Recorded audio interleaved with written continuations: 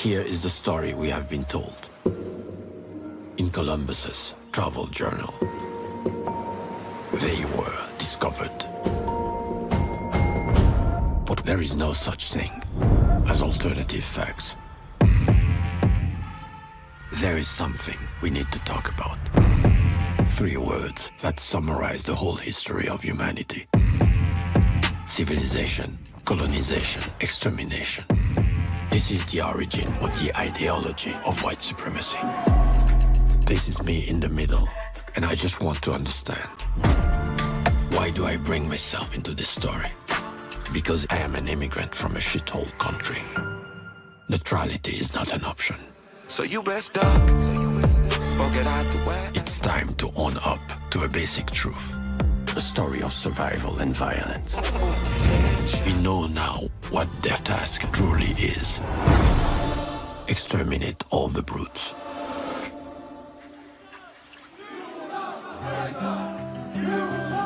It's not knowledge we lack. You already know enough. What is missing is the courage to understand what we know. We're miles apart, Who are we? but safe in dreams. What if, from the beginning, the story was told the wrong way? Shine your light. The nightmare is buried deep in our consciousness. So deep that we do not recognize it. And over the centuries, we lost all bearings. Because the past has a future we never expect.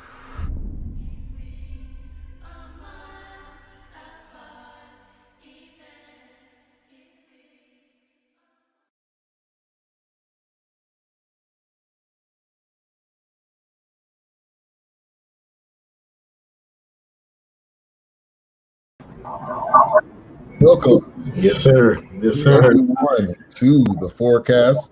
Myself, Wilks, Dawk, and HRap.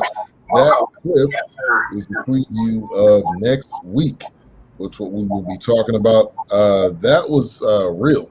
That was real right there. Thank you for that suggestion, HRap. But Wilks, how you doing? Pretty good. How's it going? Good, good. HRap? I'm more excited after seeing that preview. That's a nice preview. And Doc? I am fantastic. I'm trying to figure out this little feedback you got going on your side, though, or something. Anybody else hear it? I heard it. It was a little echo, but Yeah. All Something. right. All right, yeah, I don't hear it now. I don't know what that was. yeah, All right. I don't hear it anymore. All right, so today we will be reviewing Concrete Cowboy, new movie by Idris Elba and Caleb McLaughlin. But before we get into the show, we already have Benita, the artist, known as Benita A. Whitfield, was in the building first, early, 15 minutes early. She was there. She said, "Greetings, family. I saw this and I'm ready for the discussion tonight." And we are excited. Also, we got Queen 3 and King. Make sure to subscribe to that channel as well. But let's get to our kind of opening discussion on the movie. This is on Netflix. You can see behind me, but this is on Netflix. This is a Netflix joint. Also, it's based off of a book by I forgot what that guy's name was, but it is based off a book that was written by George Neri, Ghetto Cowboy by George Neri, and that's where the movie originated from. So let's get our initial thoughts on the movie, Wilks. my initial thought, it just seems like it was which I did a little research, not much, but it looks like it's been around for about 100 years. But they are a nonprofit organization, and I thought the movie was done pretty well. I tell you, the second time I read some of the book and rewatched the movie at the same time, but I thought it was done pretty good. I liked what they were building up to, and just having that own space as a black person and trying to do your own thing and enjoying what you love, and without somebody always trying to come in and tear it down, even though there's a little bit of that in the movie. But I thought it was done pretty good. All right. HRap. I love the movie, man. It wasn't like Academy Award winning deal like that, but I really liked the movie because it did show some things that we are hardly ever privy to. And I'm a history guy. I love history, minded in history, everything like that. So I really enjoyed it, man. It was well put together, good story, and it didn't veer off into nothingness like a lot of movies do. Mm-hmm. True. All right, Dawk. Yeah, let me just say this, man, why I love this show, okay? Because no matter what frame of mind I come into the show with, I learn something new, or a new thought is generated in my mind, with regard to whatever we're talking about or whatever we offshoot into discussing, right? So obviously, I enjoyed the movie. I'm a horseman myself, right? I know you can't tell by looking at me, but I started to wear my cowboy hat on the show today. But I decided not to, right? But I used to own horses, so as a result, when I found out this was about cowboys and black cowboys, I was 100% in. But the statement that set me off that HRap just said is that he goes, the information we were not privy to. And information is an underrated thing in this whole name the problem in life. Okay, information. When information done brought down dynasties. Okay, they done brought them down. The printing press, et cetera, et cetera. Information, and it is amazing now that we have as much information as we have. Right, we are quote unquote probably at the tail end of the information age by now. Right, we're moving into something else at this point. And there's still so much information that we are not privy to, right? So that stands out to me, man, is that how much we don't know. We don't know what we don't know. Right. Yeah, we're in the misinformation age now. Yeah. Right. Fair enough. I just wanted to illustrate that we wasn't, it didn't just start, right? No, I'm not saying we're in the misinformation age. So ain't no truth will be told now. Yeah. Chief Rock of Vernon Ricks, he said, I hear you a cowboy. Are you a Cowboys fan too? You tell me, man. I wish this camera was mobile, and I'll take you to some spots in there that'll show you how big of a cowboy. Put that on there. They get all the airtime. You already know that. Also, Teresa Rucker in the building. Thank you for tuning in. Good evening to you. Park, right? Huh? I said Rucker Park, right? Is that the same Rucker? Yeah, that is. Ain't that where the famous Hoopers at Rucker Park? Yep. New York Hoopers, and then NBA players would come through there and just ball out. I think Kobe came through there. Yeah. Over to Claiborne, thank you for tuning in. He says, I just looked at that movie. Tell us what you think. Mm-hmm. Everybody tuning in, just tell us what you think, how you feel about it. Rhonda, hello, beautiful people. Hello to you, Rhonda. All right, so my initial thoughts from the beginning was Boys in the Hood. I was getting Boys in the Hood vibes from the very beginning because he was getting dropped off, and obviously that's Boys in the Hood, and then we'll get into other reasons. But that was my kind of initial take. Like it's more of it's a real life spin on that, which is based on the book. So. Let's get right into it. The opening scene where Caleb McCullum is acting up. Let's get right into it. The opening scene. That was a mistake. That's all right. Hey, we live. I thought we were in a time machine. Black Cowboys do exist. Yes, they do, Overton. Yes, they do. And HRap, you said this last week or the week before last that the cowboy was for black men because it wouldn't call you by your name, they'll call you boy. That was also mentioned in the movie as well. So I wanted to point that out that you was already talking about that, from the beginning. So yeah, the beginning point of the movie where the kid's acting up, the mom doesn't know what to do. So the mom drops him off with the dad. We've seen that in real life. Real life. Yeah. Real life. Yes. True. So that I thought that was a great opening scene because you kind of getting the direction of how the movie's going to go. You're getting the kind of the prelude to what you're going to be seeing going throughout the movie. So, HRap, I'll go to you first. What was your thoughts on that opening scene? Oh, you know what, man? I ain't gonna lie to you. Do you know I never made the Boys in the Hood connection till you just said? Really? It never, man. It like a 747 that went over my head. It was just like, it was just like, oh yeah, he cutting up. She gonna sit him with his daddy. I never made that. But anyway, man, you know what, man? It's just I will be honest, for like a half a second, I was like, they always got to be stereotypical with the mama can't handle the son. And then I was like, yeah, but you do need a dude in your life because the person that was like that for me was my Uncle Richard and my Uncle Rory. All my mother would have to say is, Richard, Rory, oh, hey, I'm gonna need you to relax. So I got it. You can't, a lot of times, man, you can be the best mom in the world. And you might need that dude's voice, even if you don't put the pause on him. Just that sound, hey. Mm-hmm. And I get it, man. That was dope. I mean, I didn't like it. I did not like anything. Man, from start to end. Is that's a first, unless we go back to 40 Years a Prisoner. I don't know if I think that. No, I did not like anything last week. Last week we were Godzilla versus Kong, right? Yeah, I did not like it. Anything. Yeah. All right. HRap. Not HRap. That was HRap. I'm talking. I'm Dawk. Hey, hold on. Let's reintroduce ourselves for the host. I'm Dawk. The one that just spoke was HRap. The dude that drank, that got brown liquor, his name Wilks. And you Ben. Oh, that's me? Yeah, you Ben. All right, Wilks. Wilks with a W.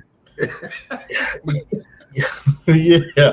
So, immediately I didn't think about the Boys in the Hood connection either, but as soon as I saw that opening, and it was, man, I just immediately thought about, don't make me have to come up to this school and get you together. I'm already working at 2 jobs or 1 job, but I can't afford to keep coming up here because you showing out.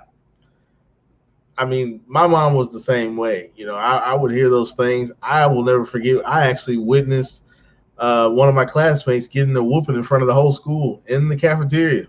You was in class that day? Oh, my fault. Had him pinned up in the corner through the see-through window before you walk into the cafeteria. And it's just like, oh, man. I never want my mom to come do that. But the movie, it's got so many layers to it, from just touching that nerve of real life. And, I've had my son for the complete summer, just seeing that and just having that relationship with your mom. But when your mom just becomes tired and you keep telling mom, you're going to get right, but you're not getting right. So I'm going to have to get some bass in your life. And then, like he said, you may not have to put the pause on you, but I'm going to have to teach you the hard way. I'm going to have to do this so you can understand. So it's got a lot of different layers to it.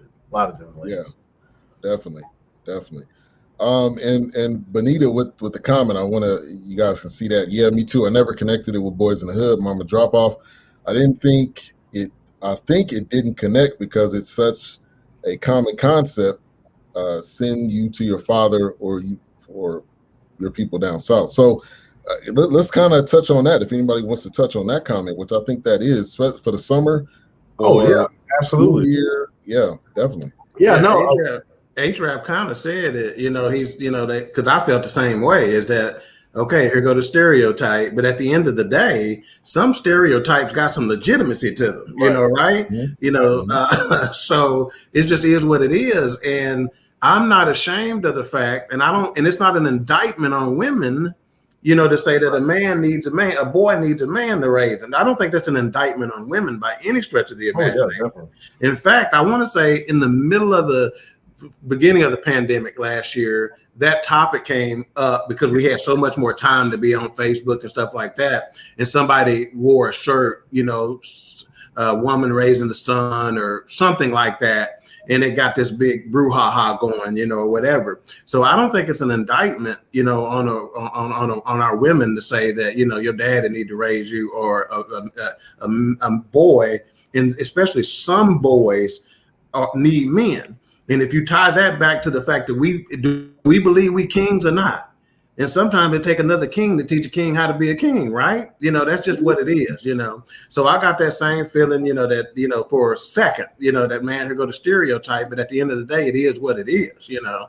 And we shouldn't shy away from that. We probably need to learn from that and dissect it in that way. And real quick, just to piggyback off what Dawk is saying, even the part in the car where he's like, you know, I don't want to go there. I don't know that nigga. And then she's like, you don't know. You don't understand. You weren't there. You know, you don't get how we got to this point. That's right. You know, and I'm going to just say this real quick. Even reading the book, I only read the four chapters during the preview. Even in the book, it says that, you know, she was second guessing, like maybe he wasn't a bad person that I made him out to be. I agree. It's, you know, maybe I picked that up in the movie. Exactly. Maybe I thought he wasn't ready to take care of us, and maybe I was wrong in some aspects. But that's a big pickup. Right. Don't go ahead and prejudge him, even though you've never met him or he hasn't called in years. Mm-hmm. Maybe I set this up when we set it up wrong. We approached it wrong. So now let's get to the bottom of it. Let's move on past that. So the book was really interesting in those 5 chapters, but just that segment there was, like I said, it's really a lot of layers to it. Yeah, definitely it is. And I think too, kind of like what Overton mentioned, I know how I like how they made it hard for the little fella. Yeah, he was like, okay, mama's not really serious. You know, he was asleep in the car and she didn't even say we here. She just got out and went to go knock on the door and he woke up. So I didn't think he thought she was serious, but that's tough love right there. Sometimes that has to happen. If anybody's a parent, you know you're gonna have the soft love and the tough love. Like my parents, or like my mom, I would say, you get that whipping and then he's like, hey, I bought some candy from the store. You want some red? Right. Like, not I do, but I'm hurting right now. But it's like, of course, my butt is hurting right now. So I mean, like, you know, that was that moment of tough love, and so I did like the opening scene, and I thought it gave you, like I said, it gave you an intro to the movie, and if you've seen the preview, you knew, like, obviously the kid's going to be doing something he doesn't want to do, so it had to be some type of intro into that, you know, into that scene. Shout out to Chris Mooring. He said, thought it was a good movie. Didn't know it was based off of real events. Benita, hold on. Thanks for sharing that part about the book. The movie didn't share that part. Big Illinois, thank you for tuning in. I love that Avi is showing enough. He said, you will be the bad guy more often than not as a parent. Ooh, that's right. A good point. Some people, though, don't want to be the bad guy. They want to be the friend. That's sometimes that happens. Stevie Watts. That's a show by itself right there, boy. Yeah. She got in the trash bag. Yeah, she packed it up, and he was like, what's this in the back? She didn't even say. She was cold, but she had to be, because when he came up to the door, it was kind of like that moment where, like, I'm not looking at you, because if I do look at you, I'm gonna start feeling sympathy for you. And it was my mother. And kind of like, oh, go ahead. Hey, once my sisters, they wrote a runaway note, and it fell asleep. My mom, when they got 2 Foot Lockers, packed they stuff. Say, okay, leave. They didn't go anywhere, but she scared the hell out of them. And for those of you that haven't seen it, this is based in Philadelphia. So she took him to the streets of Philly. Idris wasn't even there. So she knocked on the door and she was like, he'll be back. He was like, what? What you mean? What you mean? I don't even know where I am. Yeah. So then introduces the character Nessa, which she's been in quite a few movies. I think she's a very underrated actor. She's been in. Yeah. And she kind of was introduced into it. She was like, "Oh, hey, how you doing? I mean, I know who you are." So it's like he's thrown into somewhere that he does not know.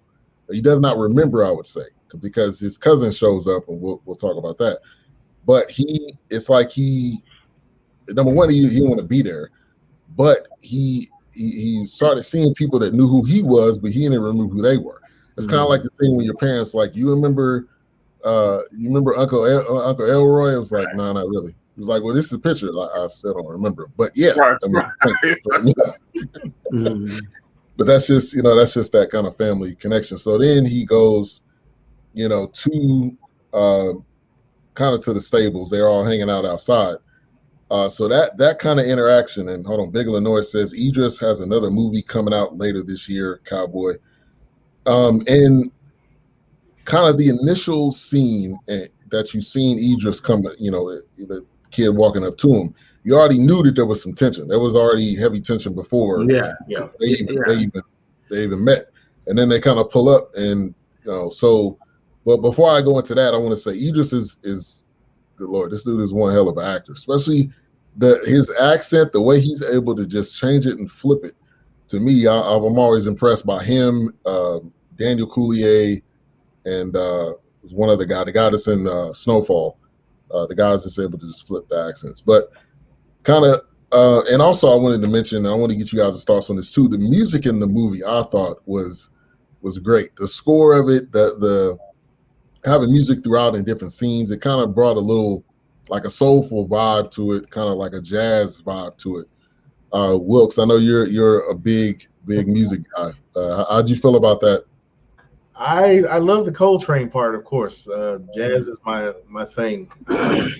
Matter of fact, the song that they were playing, I believe, was "I Wish I Knew." So that kind of played into a lot of kind of like, maybe I knew of you, but you didn't know of me, kind of thing. The song, the way that song, the title just kind of played into that moment where they were talking, and he was kind of like, why you hate me, and he went into the story of why he named him Coltrane. I know we'll probably get down that line a little later, but I really enjoyed it. I like the music, the jazz, like you said, that kind of urban kind of style of music, and then weaving the jazz in there, and maybe even some there was a genre like a spiritual kind of tune. I can't think of the name of it right now, but I kind of like that. Even with the slow walking scenes when they would show them on the horses or they were walking, and how they just kind of did that. It was pretty nice. Even when they were celebrating, they're having a good time. I mean, it was really good. Right. HRap, you wanted to touch on that? Oh yeah, man. I love the music. I'm like, well, me being a big time hip hop guy, hip hop jazz. Jazz is hip hop's grandfather. You know what I mean? So yes, I love it, and it really made this black, unapologetically black. It was soul music throughout everything. It was our music, and my experience in the city of Philadelphia I get that, man. Philadelphia, one of the blackest, even though that's where the nation started, that's one of the blackest cities in America. I mean, it's dope. Yeah, especially with music. I mean, we talking groups. Philadelphia sound, right? Yeah, exactly. OJ's, right? Yeah.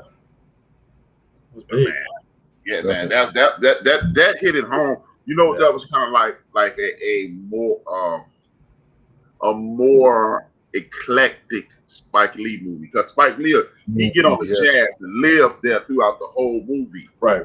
But whoever did the soundtrack for this movie was like, okay, we're going to have the jazz, then we're going to have to get down, and then we're going to have this, and man, I loved it, man. I mean, hey, bro, I love this movie, man. This is, like I said, it ain't the greatest movie I ever seen. This ain't never going to be, I got to go watch this again. I probably, I'll watch it every once in a while, but it was just a dope movie, man. Like HRap was saying, it's black, it's gritty. It's that, this is how we're surviving. Don't come mess with us. We're not bothering anybody. This is what we're into. This is what keeps us. Even at the end of the movie, one of the guys said, "This keeps me out of trouble. I don't have a felony, you know." But it's just one of those things where I think it's, especially when you've heard. I know when I was growing up, oh, you doing all that white stuff. I'm like, white stuff. I was like, who you think started this? What do you mean white stuff? I was like, you kidding me? We wrote the damn book. What you talking about? Right.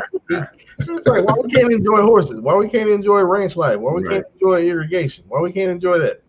That's what they left us with. So we gonna make the most out of it. Exactly. Yeah, that music situation, I was hoping that was a little nugget that I was going to be able to bring to the show. But, of course, Ben, I've been talking since before the show. Early this afternoon, he's trying to steal my thunder and hold me down. HRap the only one that's going to let me run free.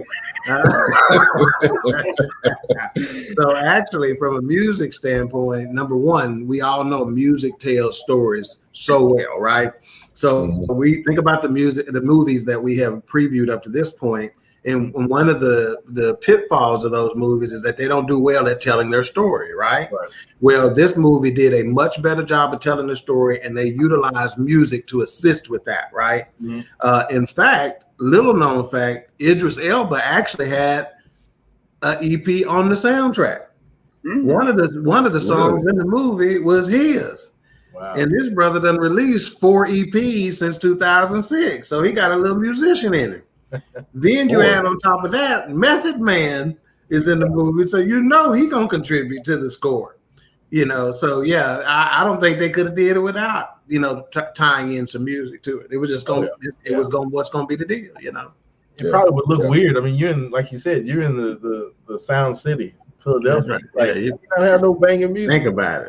Think about what come out of there. Man. The Roots, Jill Scott. Man, I mean, come on, man. Yeah, there's a lot. There's a lot coming out of Philly. I definitely agree there. They call it the Philly sound, don't they? Hall and Oates, them some of my boys right there.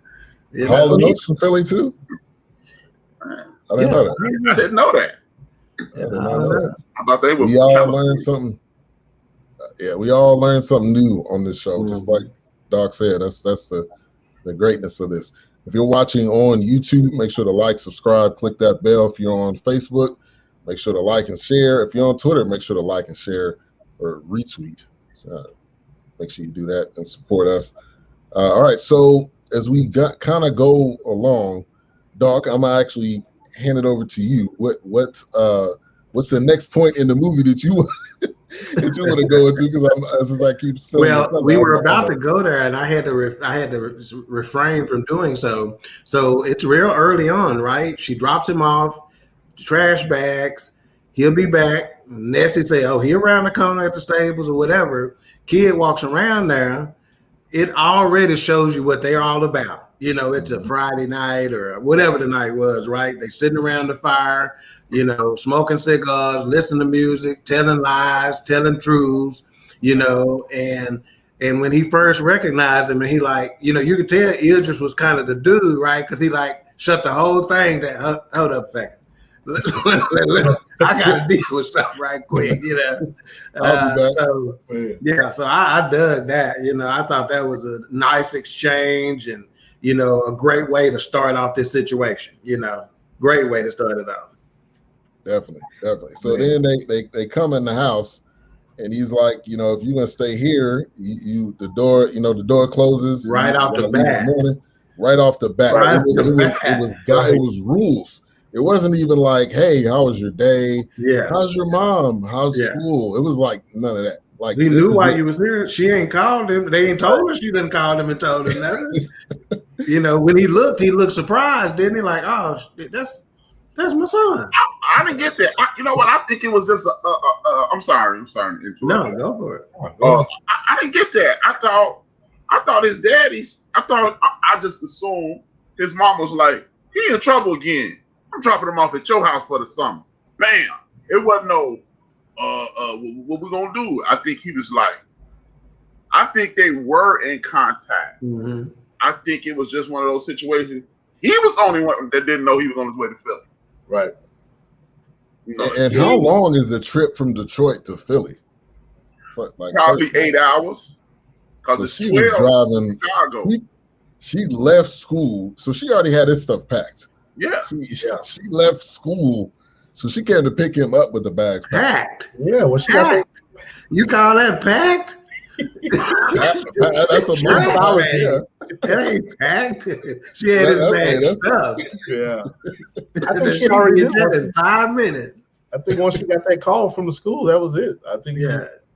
Because That's what I'm saying. I think because he wasn't shocked. He wasn't like, hey, what you doing here?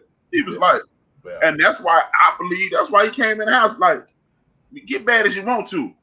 You leave out that door, you're gonna have to sit on and sleep on the porch. Because once again, in the book, the first two chapters are just about the opening, how he was skipping class, and I mean it was to the point where he hadn't I can't remember what they called it, but I guess he skipped so much he had an officer that was like I don't know what's the word? Truant officer. Yeah, truant officer. He had a truant officer in the book.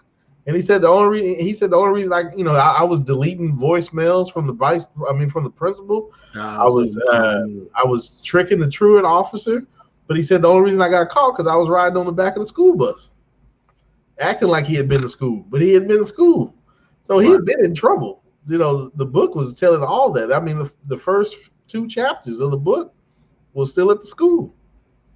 Yeah. So he'd been in trouble. She had the bags ready. She knew what was time. Yeah. She gave him like 3 shirts, 3 pair of drawers, 3 undershirts, 3 socks. Yeah, he had his dirty clothes in with his clean clothes. I promise you that. And from the looks of it, they wasn't too worried about doing no laundry, no way. Right. Yeah, that's true. That's the truth. Yeah. D Great, thank you for tuning in. He said, seen half the movie like what I was watching, I believe. Yeah, I think that's what he was trying to say. Yeah. Chrisman, thank you for tuning in. All right, so they kind of get into the house, and he was like, "This where you sleeping?" And he was like, "I'm not staying here." It was like, that's what the kind of the scene. If you leave out of here, you can't come back in. So he's getting ready to like get comfortable. And he was like, "You got a horse in your house?" I mean, this is in Philadelphia, which I didn't know, the Fletcher Street Cowboys. I didn't know about this at all. So I was really impressed to see this. So in his house with the horse, and he's thinking like, okay, I'm about to sleep here with this horse. I mean, this was culture shock 101 right here. Yeah. This is exactly what that was. He probably maybe he's seen a horse like on TV, but he probably never seen a horse like this close up. So I think it got real, but nothing changed in him. Like I'm gonna change how I feel. It was just, this is what I'm doing for this moment in time, because he already was trying to think of his escape plan. Now, Dawk, like you have owned horses, and I really wanted to kind of get your take on this. How did you feel with kind of this scene, and then when they kind of go into the stables, and you being a kind of a horse guy? Yeah, and all the horsemanship throughout the movie, it was authentic, man. That's one of the things that if I had more time, I would break down to see what they did in terms of training the actors, right? I think it was John Wick 3, the latest one that they came out with. Halle Berry trained her own dogs, right? Those Belgian Malinois, okay, which everybody thought they were German Shepherds, but they were Belgian Malinois, right, which is a little smaller and a little bit more athletic. She wanted to do all the training for them because whenever, how you ever seen pets in movies to where you can tell they're looking off at the trainer to get their next cue? They're not. She didn't want that. She wanted them looking right at her. So I'm interested to know if they did some, practice riding or got them some horsemanship skills because they were authentic, Now, I don't know about having no horse in my house and how, they're going to be able to pull that off, but okay. What? So other than that, the rest of the horsemanship stuff was legit, and here in Texas, it is, you want to talk about trail rides that if I had to pull some pictures of, they'll give you a long shot, and man, you're talking about hundreds and hundreds and hundreds of black folks on horses. And when this summer crank up, matter of fact, now that spring done crank up, if you ain't on a horse, you're on a 4-wheeler. There are horse and 4-wheeler trail rides that are combined that are hundreds and maybe thousands of people. So, so again, from a horse standpoint, they was on point as far as I was concerned. Yeah. Now I'll say this: if people are able to have tigers in their house, they can have a horse in their house. People, and they're like, "Oh, I didn't know. I wasn't expecting the animal to eat me, or I wasn't expecting my cousin to get eaten by the tiger." It's a wild animal. They're not. It's not your friend. You meet.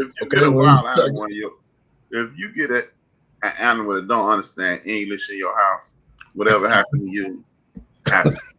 Some of us done raised wild animals that didn't understand English, bro. So, bro, that's my rule, man. Yeah. That's why I don't mess with cats, man. I don't mess with cats. They don't understand English, man. Yeah. Dogs are bilingual, man. Dogs are multilingual. You can be Spanish and say hello to a dog. You be like, all right, hold on. You can be my cousin speak German to his dog. Yeah. If you don't understand people, and I got another rule. I don't eat no animals that can eat me back. Like people, man, alligator good. You said no, bro. Oh my God. He said they can eat me back. Man, wait a minute. I'm not no animal dude, man. I'm gonna get us some throw pillows made that say I don't eat animals that can eat me back. Man, y'all people that eat snake, shark, alligator. Nah, man. I don't know. Tastes like chicken. Tastes like chicken, baby. Lion. None of that. A little ranch with them alligators. Oh yeah, that's good. Right. If they put it in nugget size, we all eat it. They put it in nugget size. They tell you what it is. Yeah, I'm good. Man. Let me give a couple shout outs. Black Swan, thank you for tuning in. I'm not going to help you with this one name. Thank you very much. Wanga. So the M is silent. That's my brother. Wanga. Okay. Yeah. Thank you for tuning in. All right, I wanted to kind of go back, Nessie, real quick, when she was talking to him on the stoop, and he was like, they were having that dialogue, and she said, I pray for all of these prodigal sons. I thought that was powerful, because a lot of times I was initially thinking like, oh, it's just gonna be like tough love with no meat to it, just like do this, do that, do this, do that. But that to me was kind of like, we care for these guys that's running the streets, and there's an open door for them to come home. It was like, but he was like, well, I'm a prodigal son, and she was like, nah, you're not, because you haven't been in the slop yet. You haven't experienced it yet. And I thought that was a good line in the movie. Man, I love that line in the movie, right? Man, because it made the movie again, like me. And Wilks was saying, it made the movie black. That's old school black. Yes. Everybody on the block know you. Everybody on the block care about you. Right. The man. That's why, man. I mean, everybody know HRap. The name speaks for itself. But man, it got blacker and blacker and blacker every scene, man. And it's those little subtleties that made me like this movie a little more. I'm telling you, that's what made me go, oh yeah, this the joint. Yeah. Especially for that part, because I know for me growing up, I had the older uncles and aunts and cousins in East Texas, and when you would hear them say, "Boy, I remember you when you were like this," and you kind of like, I don't know you, I don't, kind of like we were saying earlier, but they got that wisdom that it feels like, man, where have I heard that from? I've heard somebody mention that. So when her character was talking to him like that, it just, everything in this movie took me back to when I was growing up, because I've been to black rodeos. We had roping pins, we had hogs, we had stuff like that down in East Texas, Terrell and Gilmore. But I mean, it's just one of those things where when you just have that, I guess, that ancestral connection, and it's just passed on, because he's living in the city. He think he know everything. They in the city. too, but they still have that ancestral way of reaching him, letting him know you don't know everything you think you may know. You know, so let me humble you, because hey, like you said, there was rules right at the beginning. Let me get that one for you too, Ben. You in the house. That's it. That door closed. If he needs help with this one, HRap. No. He don't realize. He know who that is, but he don't realize who that is. What's up, low key? I was getting ready to say that, but Okay. yeah, thank you. Right, I'm sure. Thank you for saying. I'm so sure. Oh yeah, it's all up here. It's all up here. I don't write nothing down. Yeah, that's a big point to me, man, in the movie. Like I said, I love the fact that there are so many real life issues that our society and our culture done had to deal with, man. And somebody mentioned earlier, you know, that they, we're not your friends as parents and stuff like that. And that's a big discussion, right? Well, I was a tough dad, and uncle. I was tough, but it was strategic. I knew I was tough, and I was unapologetic about it. They didn't like it at the time, but all my kids and nephews and stuff done come as they done got grown. They circle back. Number one, I started hearing them say this stuff. My daddy used to always say this. My uncle used to always say this. And I'm like, God, dog, they was listening, Yeah. and, and it seems like all people see is when you rough on them. They don't see when the lights go down. I'm the one got my arm around that joker neck, telling them, hey, we good. I just need this. I see this in you. I believe in you. I think that's why they don't see that part. Right. All they see is I got my foot on his neck. I got my, that's all they see, but there's another part to this, it was an entire relationship, and tough love, hey, I guarantee you kids need boundaries. They respect you more if there are boundaries. How often have you seen the scene play out to where the neighbor kid will be over to somebody's house and their parent has more rules and stuff like that. Right. And they're like, man, I hate it here. They always making me do such and such. And they're like, you got it good, man. Your mom and dad, my mom and dad ain't never home. They ain't never telling me nothing. They ain't never, Yeah.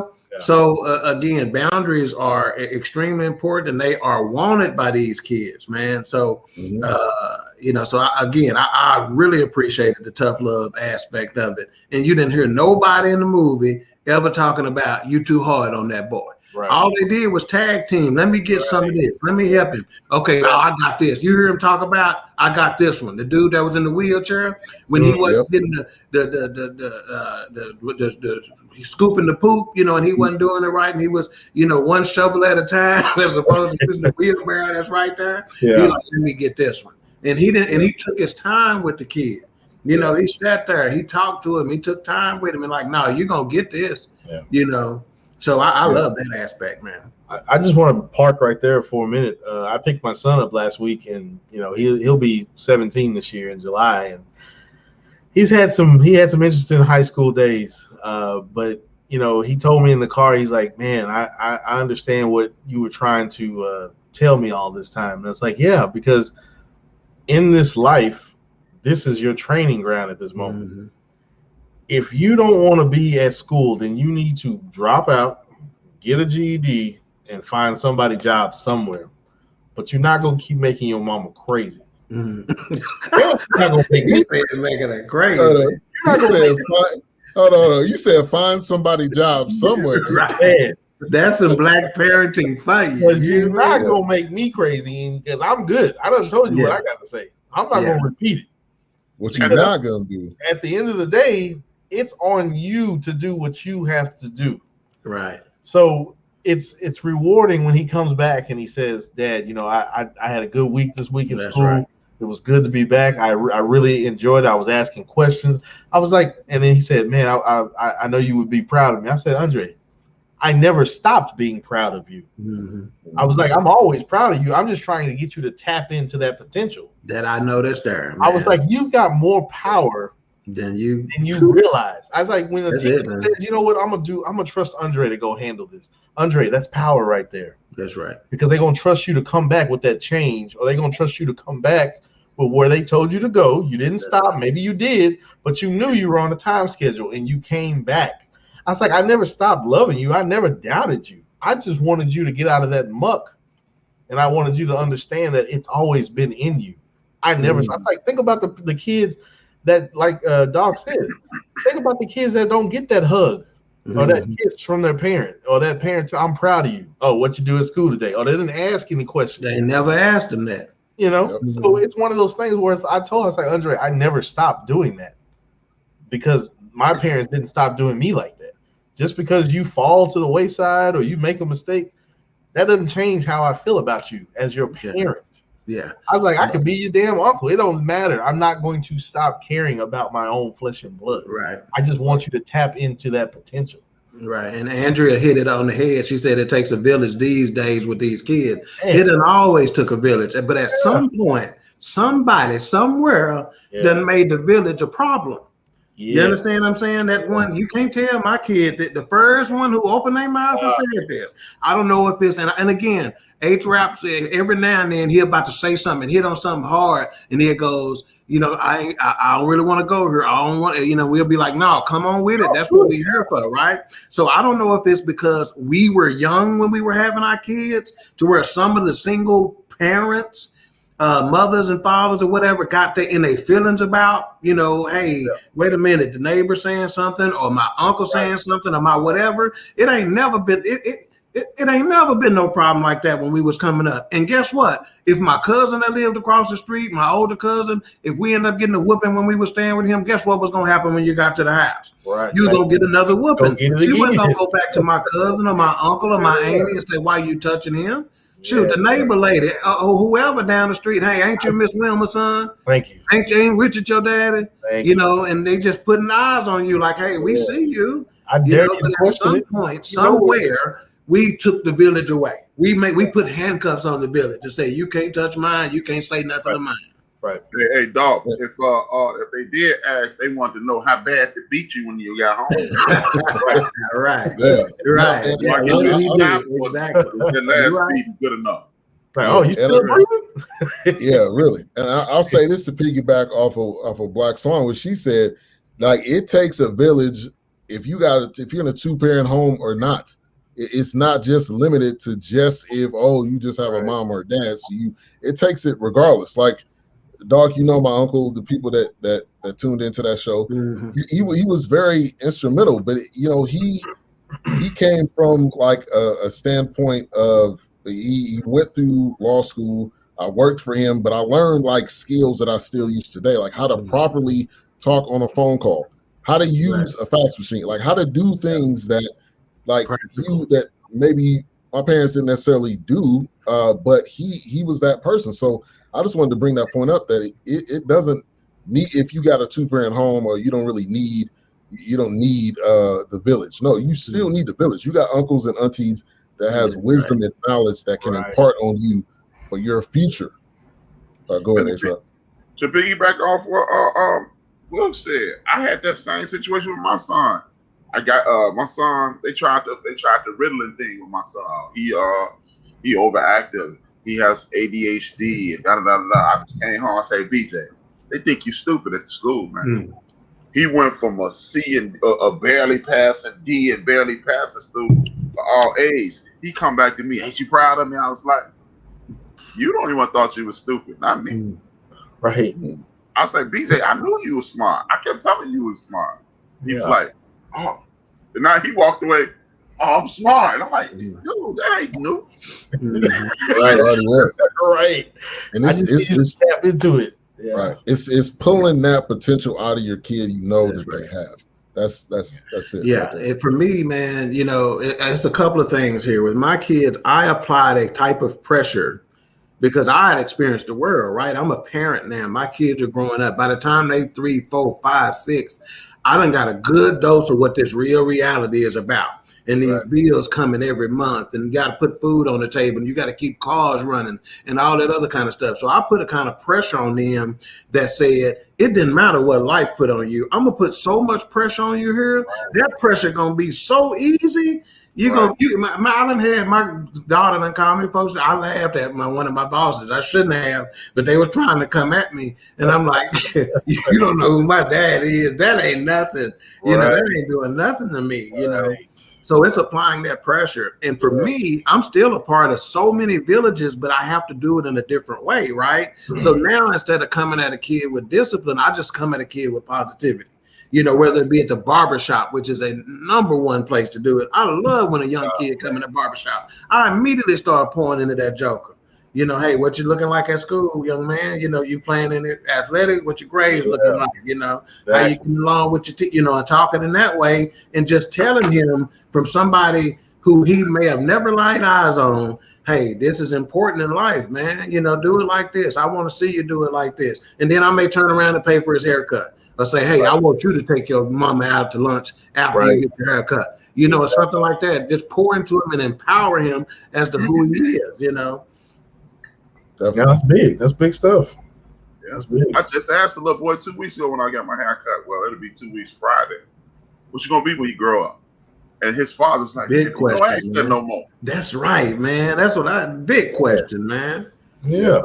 You know, and he told me I'll be a chef. I was like, okay. I love it. Yeah, one of my favorite lines to get to break the ice with a young kid, especially a young dude walking there. I'm like, hey man, how your wife and kids doing? You know, and he look at me like, huh? You know, whatever, you know. But then get that conversation rolling, getting them thinking, man, you know. Yeah, definitely. So kind of going to you know, to that scene where they're shoveling the poop and he's doing it one scoop at a time, like, and they watched him. Like, that's the funny part. They watched him for like a good 4 or 5 times, and then the guy in the wheelchair comes up. But one point I wanted to touch on is when he asked him, "So how do you ride the horse?" He was like, "I don't." And I don't know, for some reason that kind of like still resonated. Like, yeah, because you're taking care of something that. And a lot of these guys were taking care of this before they was eating. He was like, sometimes I don't eat, but I'll make sure my horse eats. Mm-hmm. And to me, that was just like taking care of something else that's not you. Like, I think we need that as people, as kids. Mm-hmm. And we all need that. Taking care of something other than ourselves so we can be selfless. Right. I don't know if you guys felt that kind of in that scene. Oh, definitely.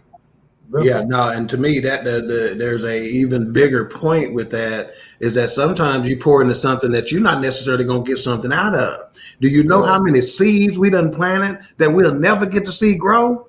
Right. Well, we done planted them and they will grow nonetheless. They will harvest nonetheless. So plant seeds by God, but don't have to be around to see the harvest. Right. And that scene that's another scene that made me think. That whole situation right there made me feel like his mother had called and told, because the whole crew knew who the boy was and knew what he was there for. So they was like, like y'all been saying, we finna take time. We finna you plant the hole. Yeah. You put the fertilizer in. Mm-hmm. I water. I'm gonna water. There you go. Drop the seed in. I'm gonna water.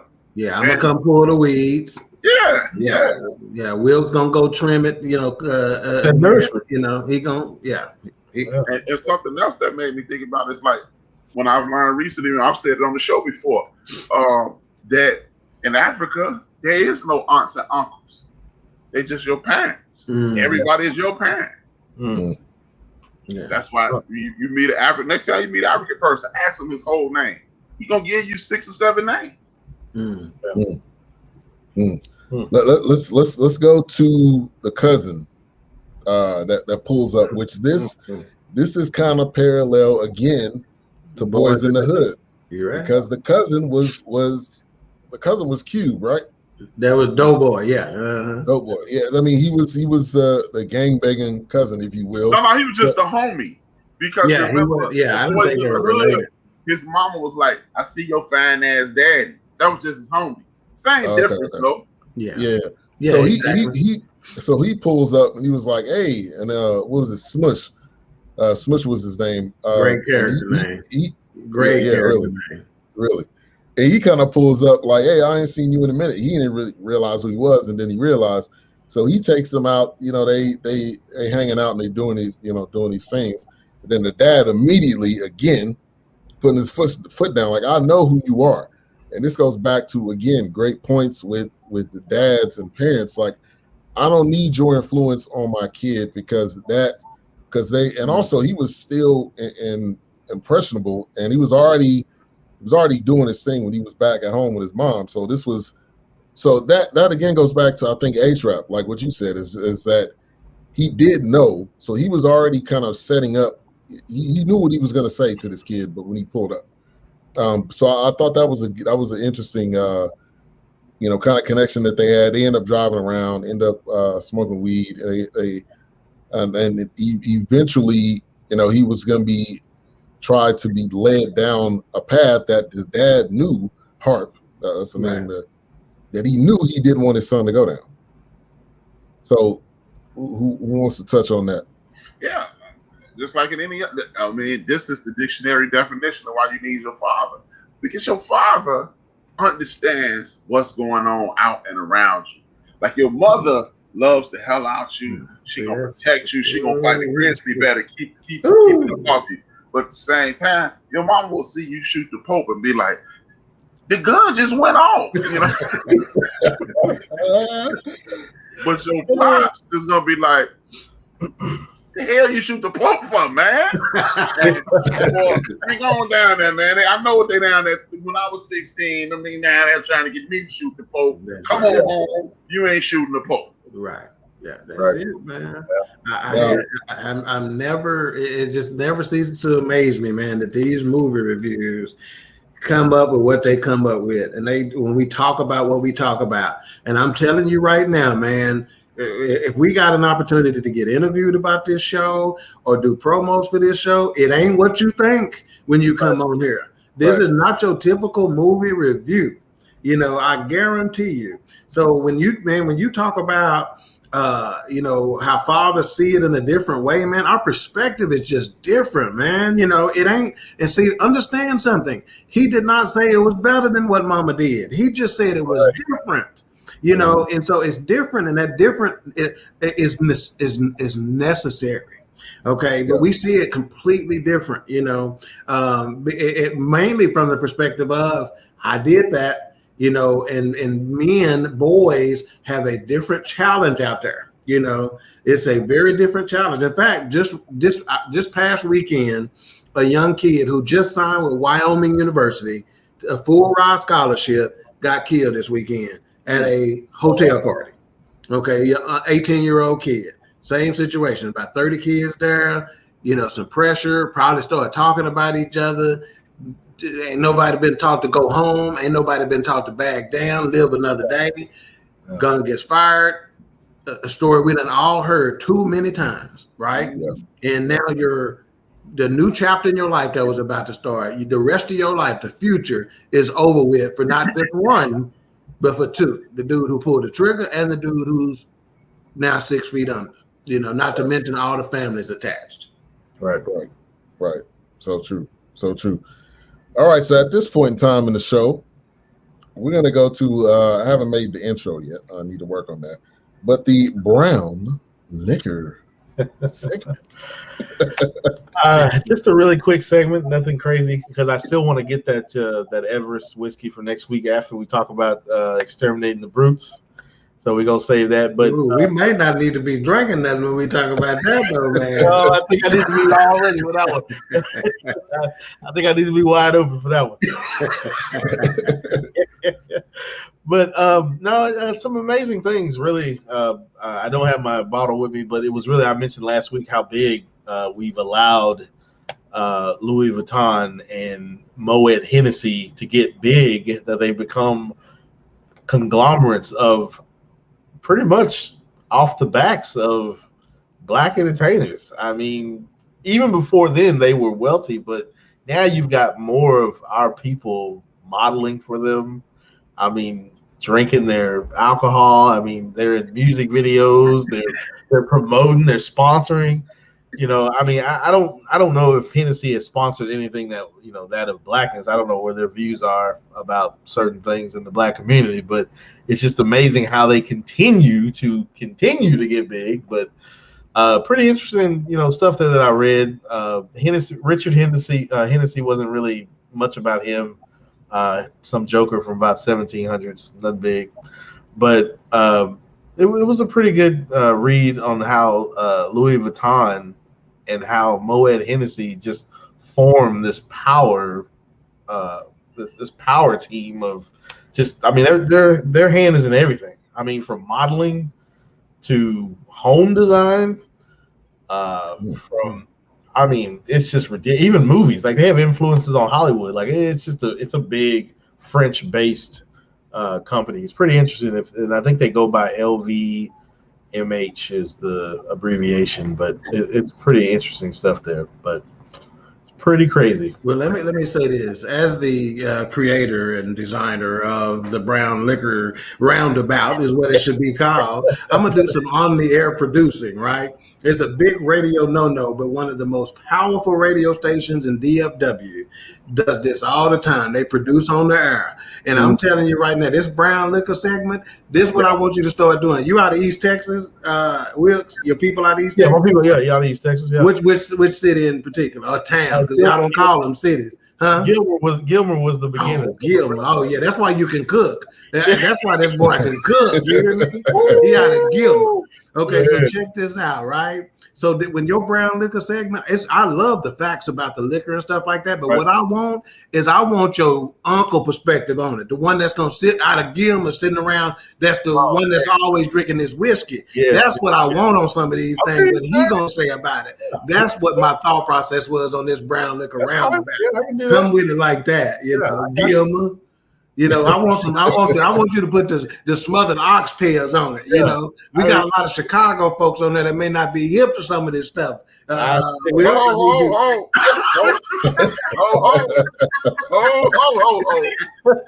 it. Boy, it ain't. Hey, if you black and you from Chicago, you from Arkansas, Mississippi, or Alabama. That's what's That's it. Yeah, it ain't nobody in Chicago. I'm from Connecticut. You know what, man? I used to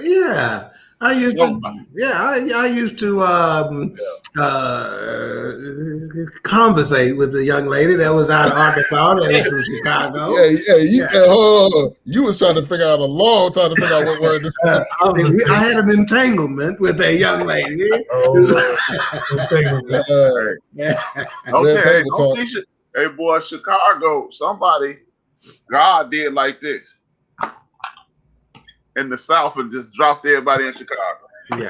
Yeah, that's I can't argue that. Hey, I've been places, dog, and people be like, man, you country as hell. Like, what? Oh, man. I'm telling you, man.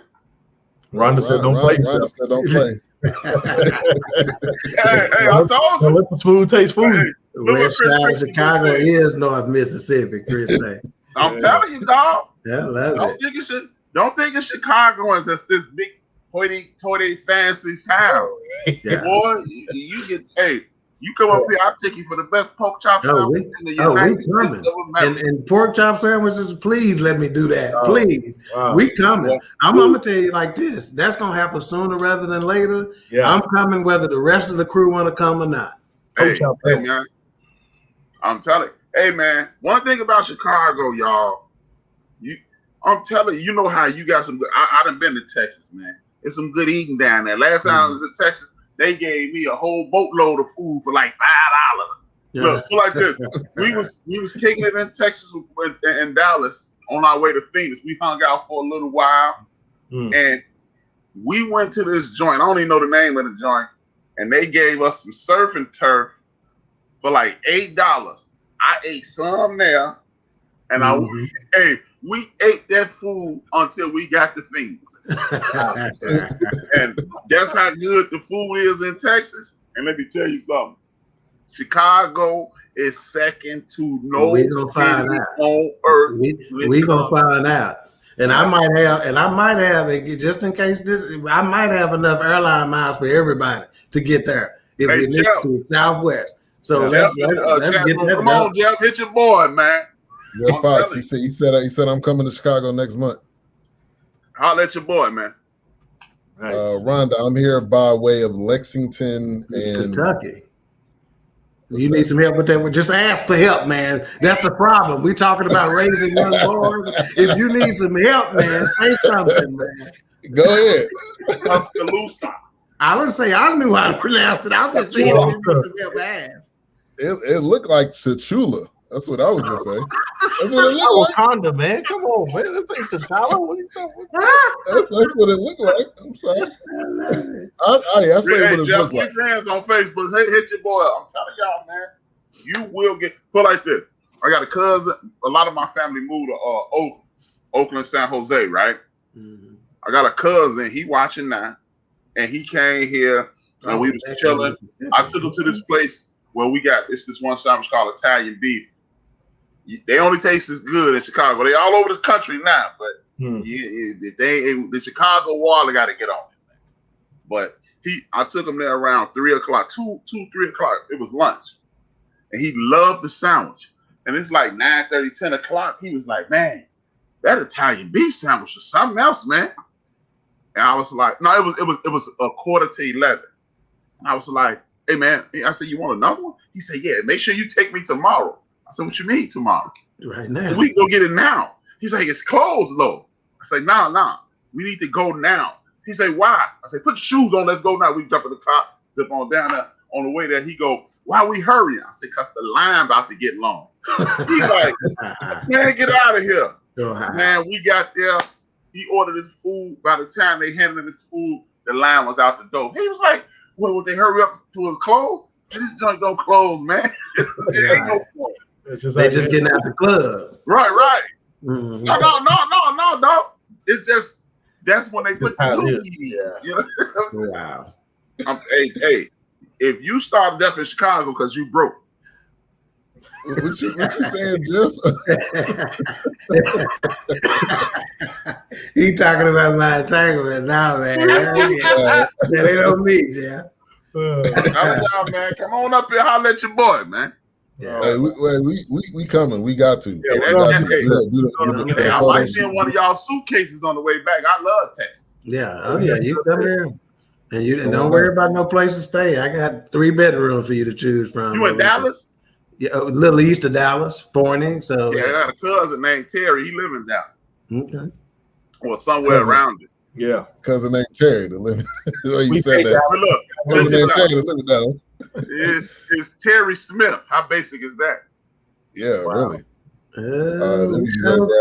Smoke. Yeah, who is this? What we talking about? Yeah, that may be what I'm talking about. The Chicago smoke. Hey man. Hey, dog. In Chicago, all the smoke is legal. Yes. Maybe we need to make that trip sooner rather than later.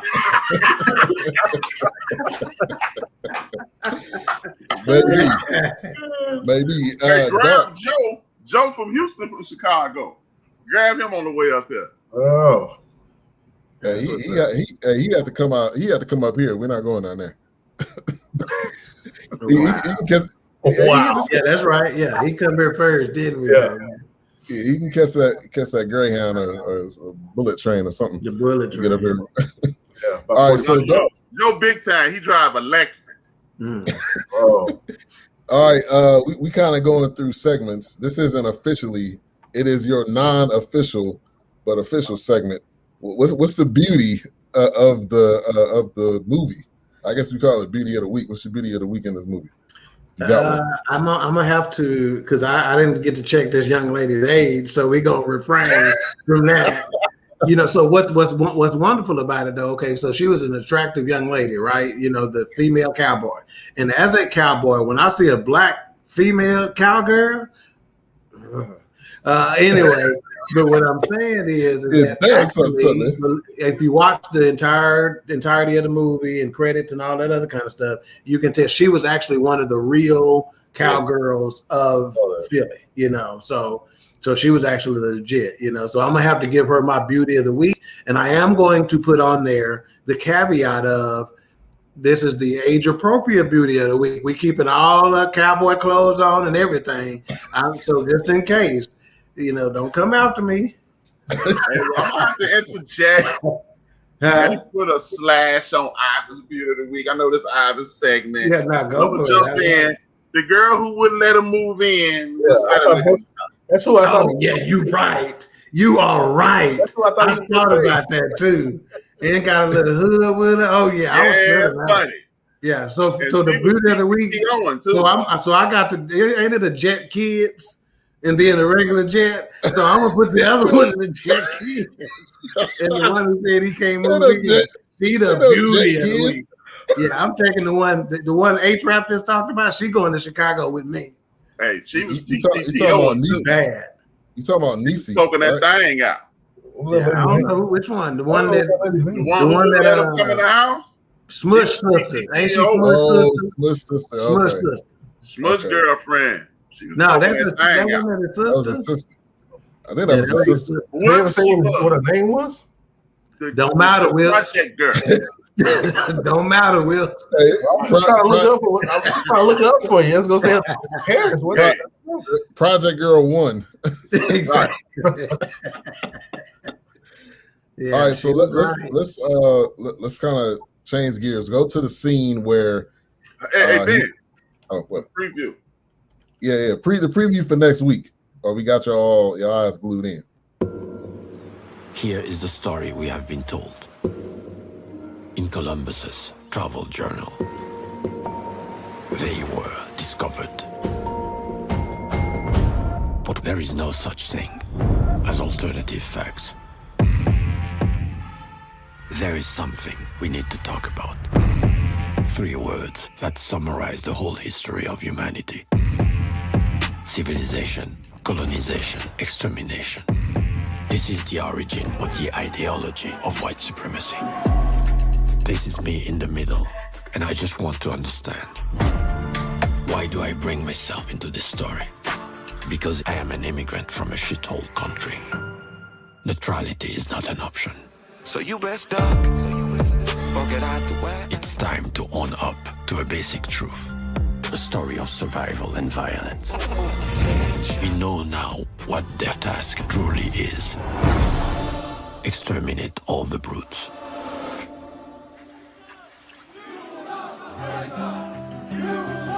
It's not knowledge we lack. You already know enough. What is missing is the courage to understand what we know. We're miles apart, Who are we? but safe dreams. What if, from the beginning, the story was told the wrong way? Shine your light. The nightmare is buried deep in our consciousness. So deep that we do not recognize it. And over the centuries, we lost all bearings. Because the past has a future we never expect.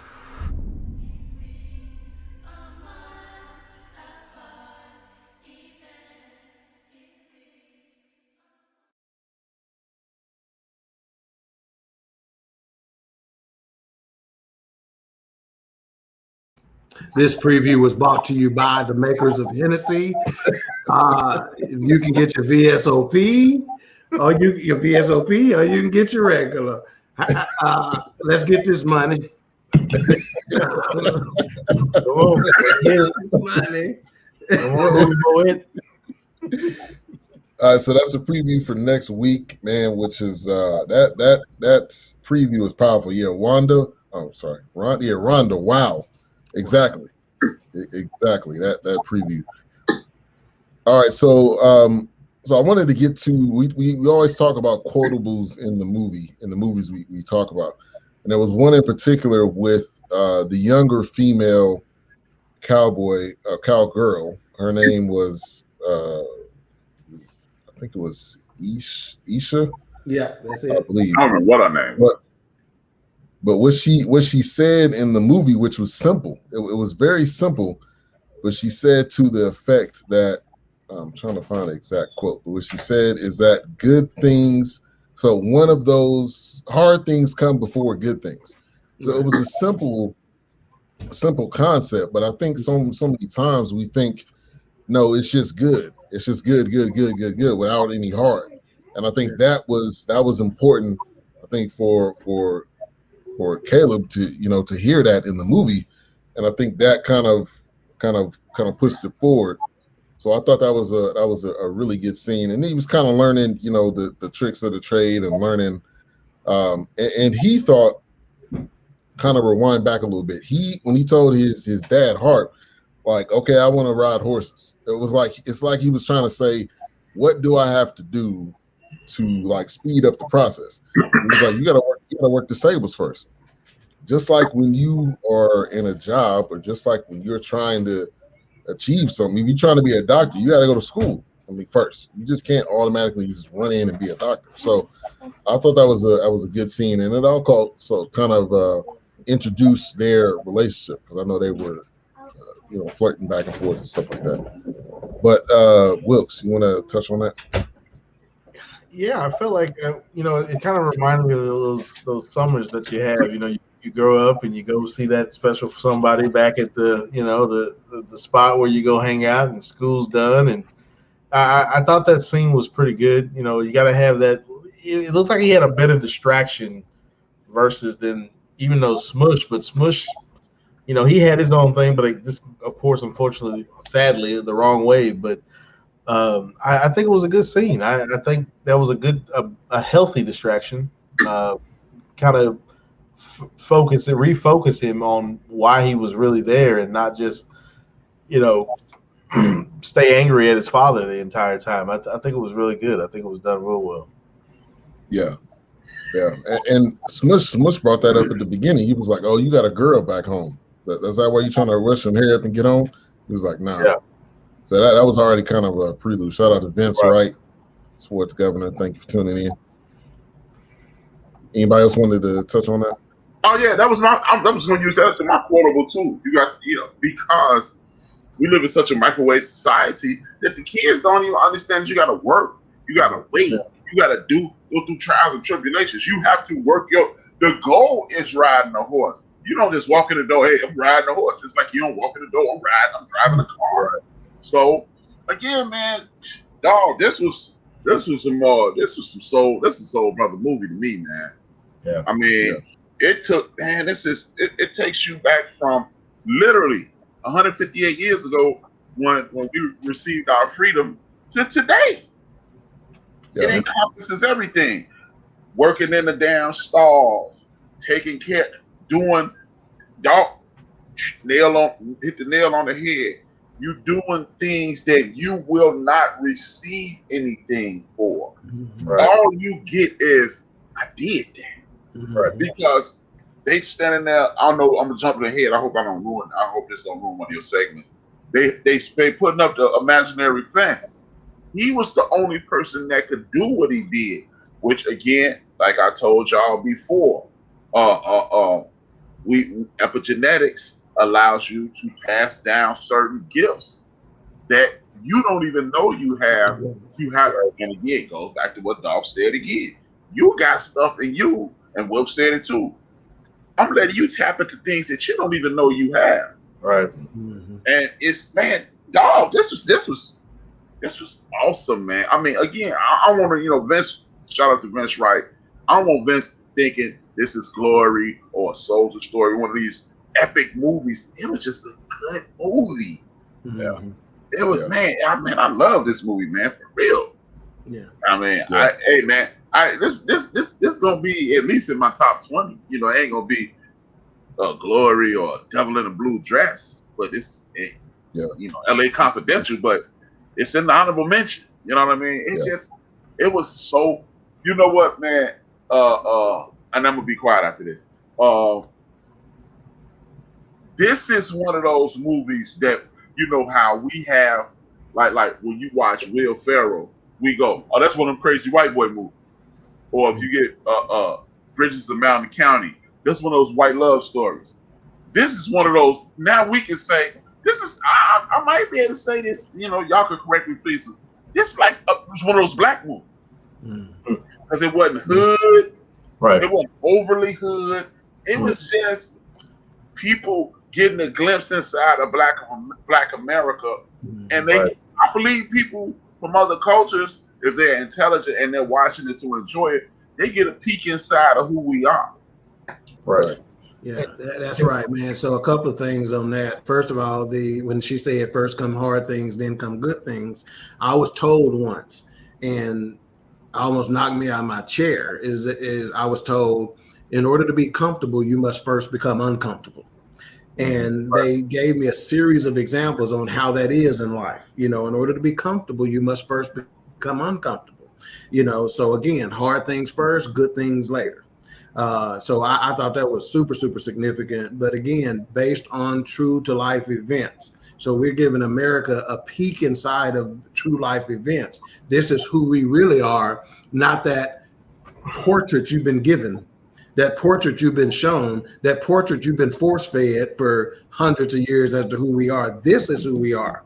Right. And in doing a little research after watching this movie, because it piqued my interest, they talked about how if I'm riding in this car, I'm going to get profiled. Police pull me over all the time. When I'm riding on my horse down the street, police don't ever mess with me. And I'm telling you right now, I have literally rolled through a drive-through Chick-fil-A on 66 in Rowlett on my horse and riding up to the horse, doing all that other kind of stuff.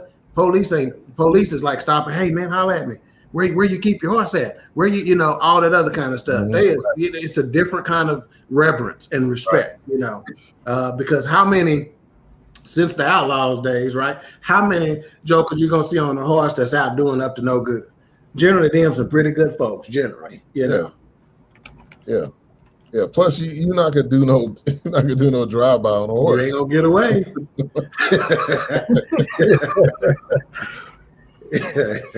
So I know, Wilks, you kind of touched on a point of was it Method Man that you mentioned earlier? That was HRap.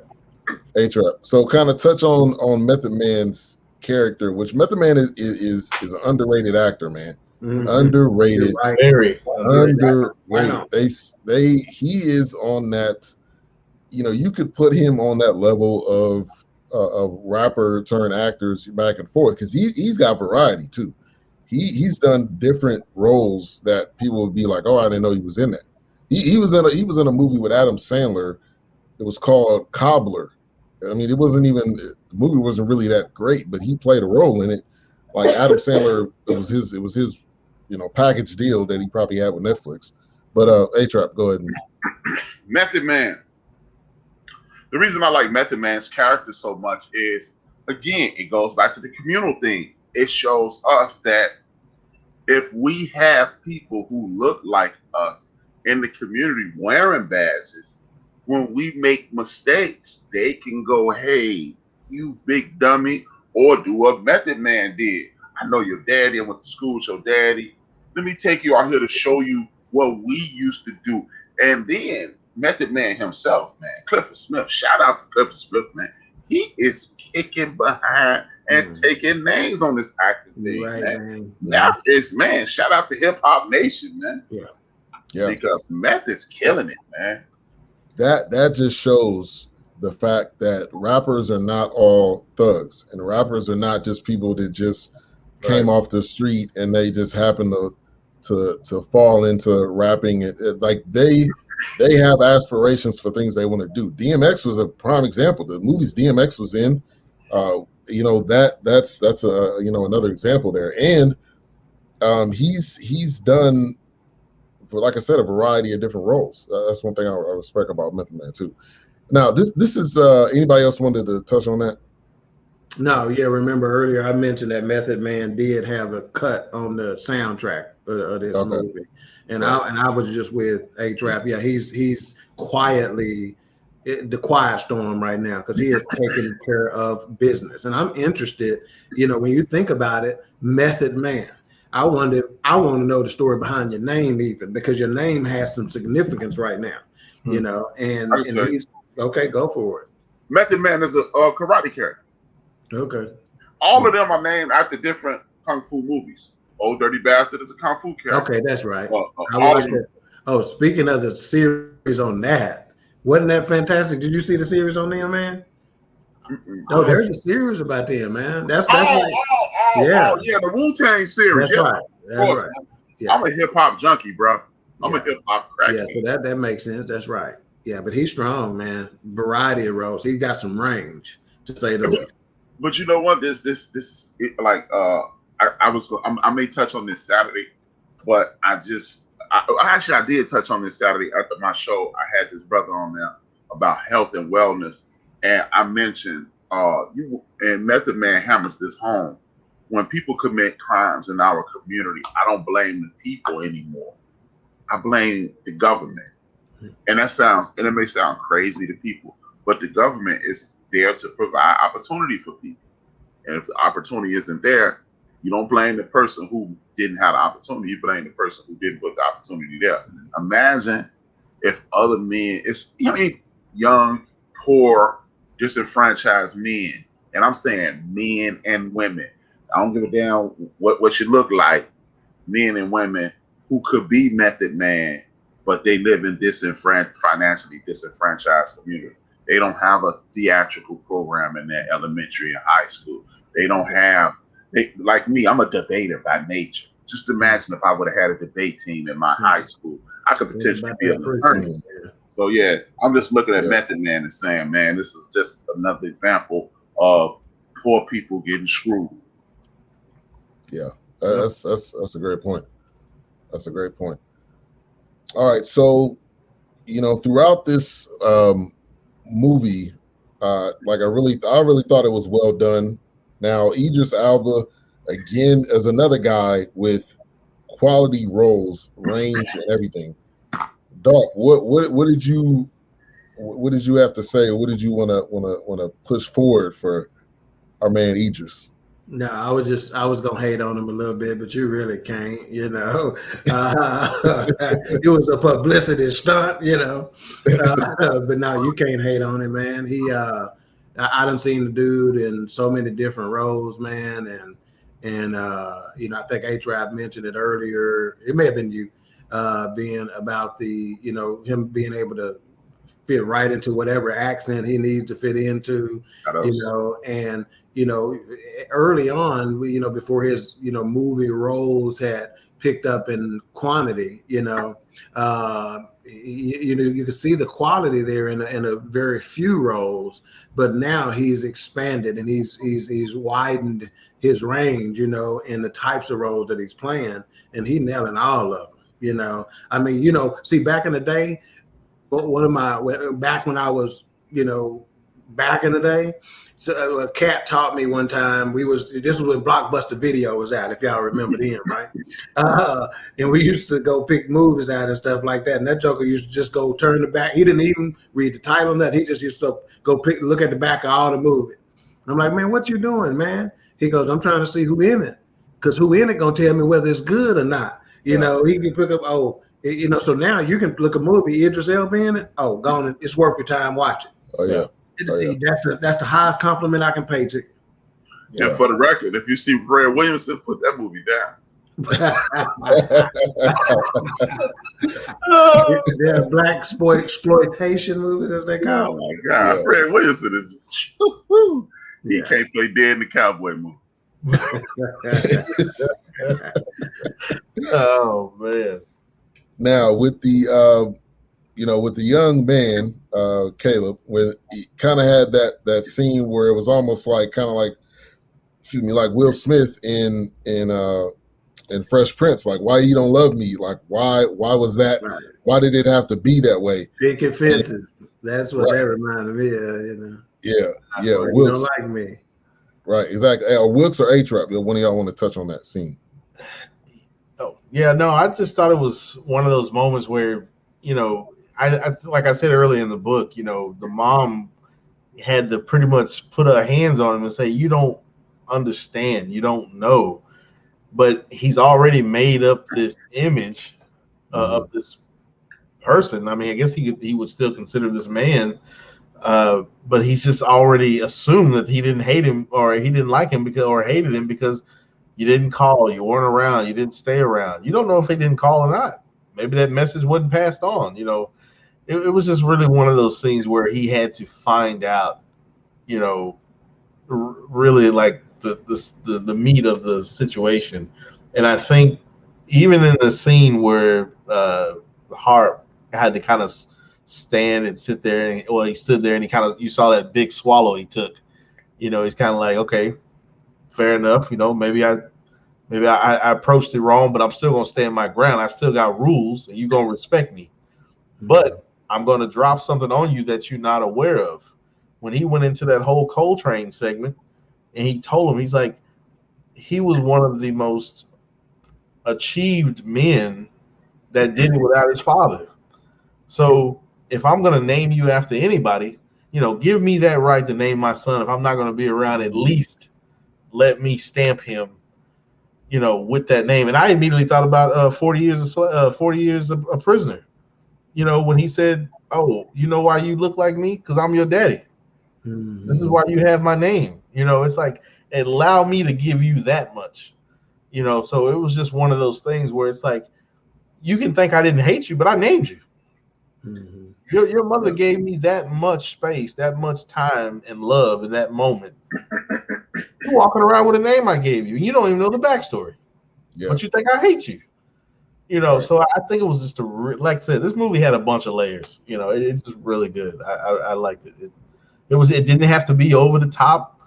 You know, it didn't have to have all the action and all that. I mean, it was just one of those that, like I said, I remember going to the black rodeos and the roping and the rings and things like that.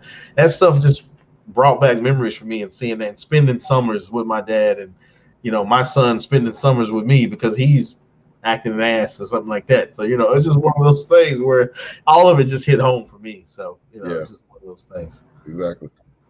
And I'll say, growing up in California, I really didn't have, I remember hearing about the black rodeo, then actually coming, when I moved here, you know, they had the rodeos like that I could go to. So for me, it was really good to see, especially the father and son on the horses, and to see the community that they had, because it was truly a community, like, and that's kind of what we've been talking about tonight. Right. And go ahead, man. And before I go, I just wanted to touch, like, we've been doing this for so long now that we referencing our previous shows. Like, I just wanted to point that out. I think that's dope. Yeah. But go ahead, Dawk. Yeah, well, being from Cali, you're one of the hardest riding, representing black cowboy groups out there right now is the Compton Cowboys. Them boys is doing it just like, you know, the Fletcher Street Riders was doing it, but they out there. They doing the community. You know, this is taking the Black Panthers and putting them on horseback. You know, that kind of positivity, right? HRap that folks don't know, right, what they were doing. So they rocking it like that.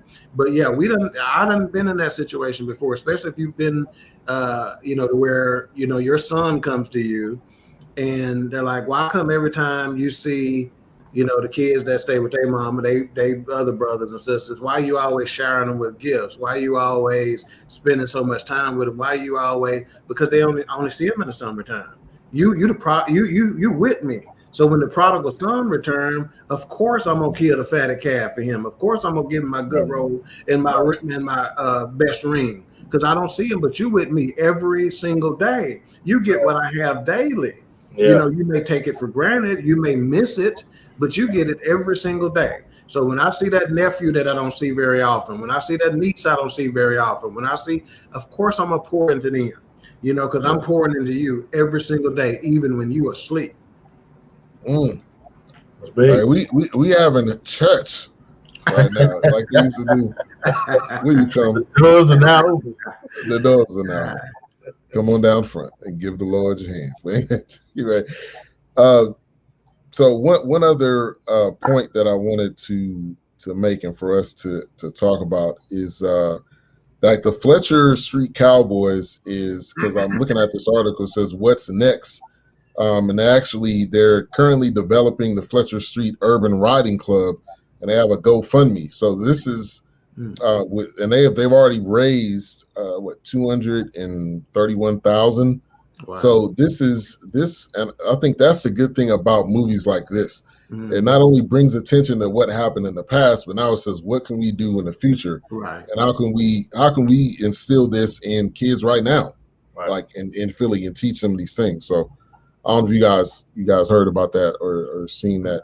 I saw something on their webpage, because I like I said, I never heard of them. I'm not going to even act like I heard a whisper of who these people were until Netflix, it caught my attention. I'm like, oh man, because like I said before, that stuff spoke to me growing up as a kid in East Texas and my cousins, seeing the horseback and all that, and then having a roping and riding pen in my neighborhood where I grew up. But when I went to the website, I saw that it looks like they are still, they've been around for 100 years, I saw, but they are really establishing themselves. I mean, they are doing I saw they had some events. I did not click on it to see like what the events were, but it definitely looks like something that is progressing. They are sticking with it. They're staying true to it. I don't know if everybody's like, if it's become a family thing or a neighborhood thing. I don't know if, like maybe they have a council of people that have been related for years, or do they teach people, are they born in that neighborhood? I don't know how it's set up, but no, it looks like they are really going forward with what they have to say and put out there. So that's good. Yeah, definitely. Now, when Smush was introduced, did you guys kind of foresee that something was going to happen to him eventually? Yep. I thought two things would happen. I thought maybe he would eventually see the error of his ways and come back to the fold, but I think it was just really destined for him, unfortunately, to end tragically. I think it was just like every time you thought he was turning around, his mind was still focused on trying to get back at somebody and establish himself. But it looks like he had himself established when he was with the group, because he was riding horses too. Later on, you find out he had ambitions to get ranches and own lands and flip cattle. I mean, ranches and horses, but I didn't turn out that way. He said he was focused, but he wasn't really focused. Yeah, when he and you guys can comment too. When he pulled up in that Mazda or whatever that was, I was like, yeah, it's something's gonna happen eventually. Yeah. That Mazda gave it away for me. The Mazda 929 gave it away. Yeah, I don't. You sure that wasn't no 626? No, that was a 929. That's what the isolating AC in the front. I know about that one. Well, check this out. Not only did you were able to foresee what was going to take place with old boy Smush, but what I don't think anybody who's watched the movie here, don't y'all know that if he would have just came to HRap and been like, hey, I'm sorry, can I help out with the horses and stuff like that, they would have welcomed it with open arms. Right. So even though that the movie didn't go that direction, we could all see it go in that direction, because that's how they were. If you're not doing what you're supposed to be doing, stay away. We don't need to be in the well. But as soon as you ain't even got to be right yet. But as soon as you want to get right, that's all it takes. Come on, we got you. Humility. And kind of like what Dawk, just real quick, what Dawk was saying there. If you noticed, they never had trouble really within their confines. Don't bring that here. Right. We got rules. We all a family. Yeah. Don't bring that BS into this. We got to look. They already don't like us anyway. They finna come take our horses and our stables. We don't need noise. We don't need any more noise. Don't bring any kind of spotlight to us. Thank you for tuning in, Rhonda. Have a good night. Al High, he's a host of the Casual Highlight on BS3 Radio. Said I like them shirts. Hey, we gonna have to put this up on a website or something. We get more and more people that's interested, so that's good. That's good. Mine is not faded. I have not watched it yet. Something with the lighting. I don't know. I'm not understanding. Yeah. Now, in regards to old boy, I knew either he was gonna die or the son would get shot. From the moment that they were at that party and he had to lie and say that his father bought him those shoes. Yeah. And dude was like, yeah, Dad. Because then he realized, you out here buying people's stuff with my money. Mm-hmm. Yeah. I knew from that moment, I was like, somebody getting shot. Yeah. And usually it is the young man who's not the criminal. Mm-hmm. So I was just like, man. Yeah. I was like, dang, man. Yeah. Usually it's the football player that's extremely fast and that can run routes, but decided to run straight. Yep. And drink that juice or milk on the way. Right. And Right. hey, let's not sleep on. I don't know if you was planning on getting there. Let's not sleep on the acting job that Caleb McLaughlin did, man. Right. That cat did a fantastic job with his role here. And even just looking at the picture you got behind you, being that picture paints 1,000 words, man. You know, they did a fantastic job acting, man. They pulled it off. They pulled it off. They did. Now this is not related to the movie, but we haven't touched on this at all. HRap, did you get a tattoo on your arm, or did you always have that? I covered it up. I covered up a tattoo that was old with a Leo. I'll send y'all. As a matter of fact, I'll send y'all the picture right now. Okay, because I was like, I did not see that there last week. I didn't see that there I had an on old Saturday. tattoo, and it was just time to either touch it up or. She broke your heart, huh? Oh no, those are my mother's. Those are my mother's. You'll see in a second. Check the inbox now. Those are my mother's initials, and that's Dolores Annette Pollard, and the S is son. And I didn't like it anymore. It looked kind of worn out, and I was like, you know what? I'm gonna get something else. They did a great job. Yeah, that's my man Corey, aka Break 'em Off. He did it. He real good. As you see, he's excellent. And he did a lot of it freehand, man. The entire crown, he did that freehand. Fantastic work. So the movie kind of ends obviously with the funeral of Smush, but also the animal control kind of coming in. Like when I seen the horse in Harp's house, I'm thinking like, how long is this really gonna last? Because eventually a neighbor, somebody nosy is gonna point out and say, they got horses and not supposed to have horses. It's in the city. So did you guys see that kind of on the horizon in this movie throughout all these horses we're seeing in these different places?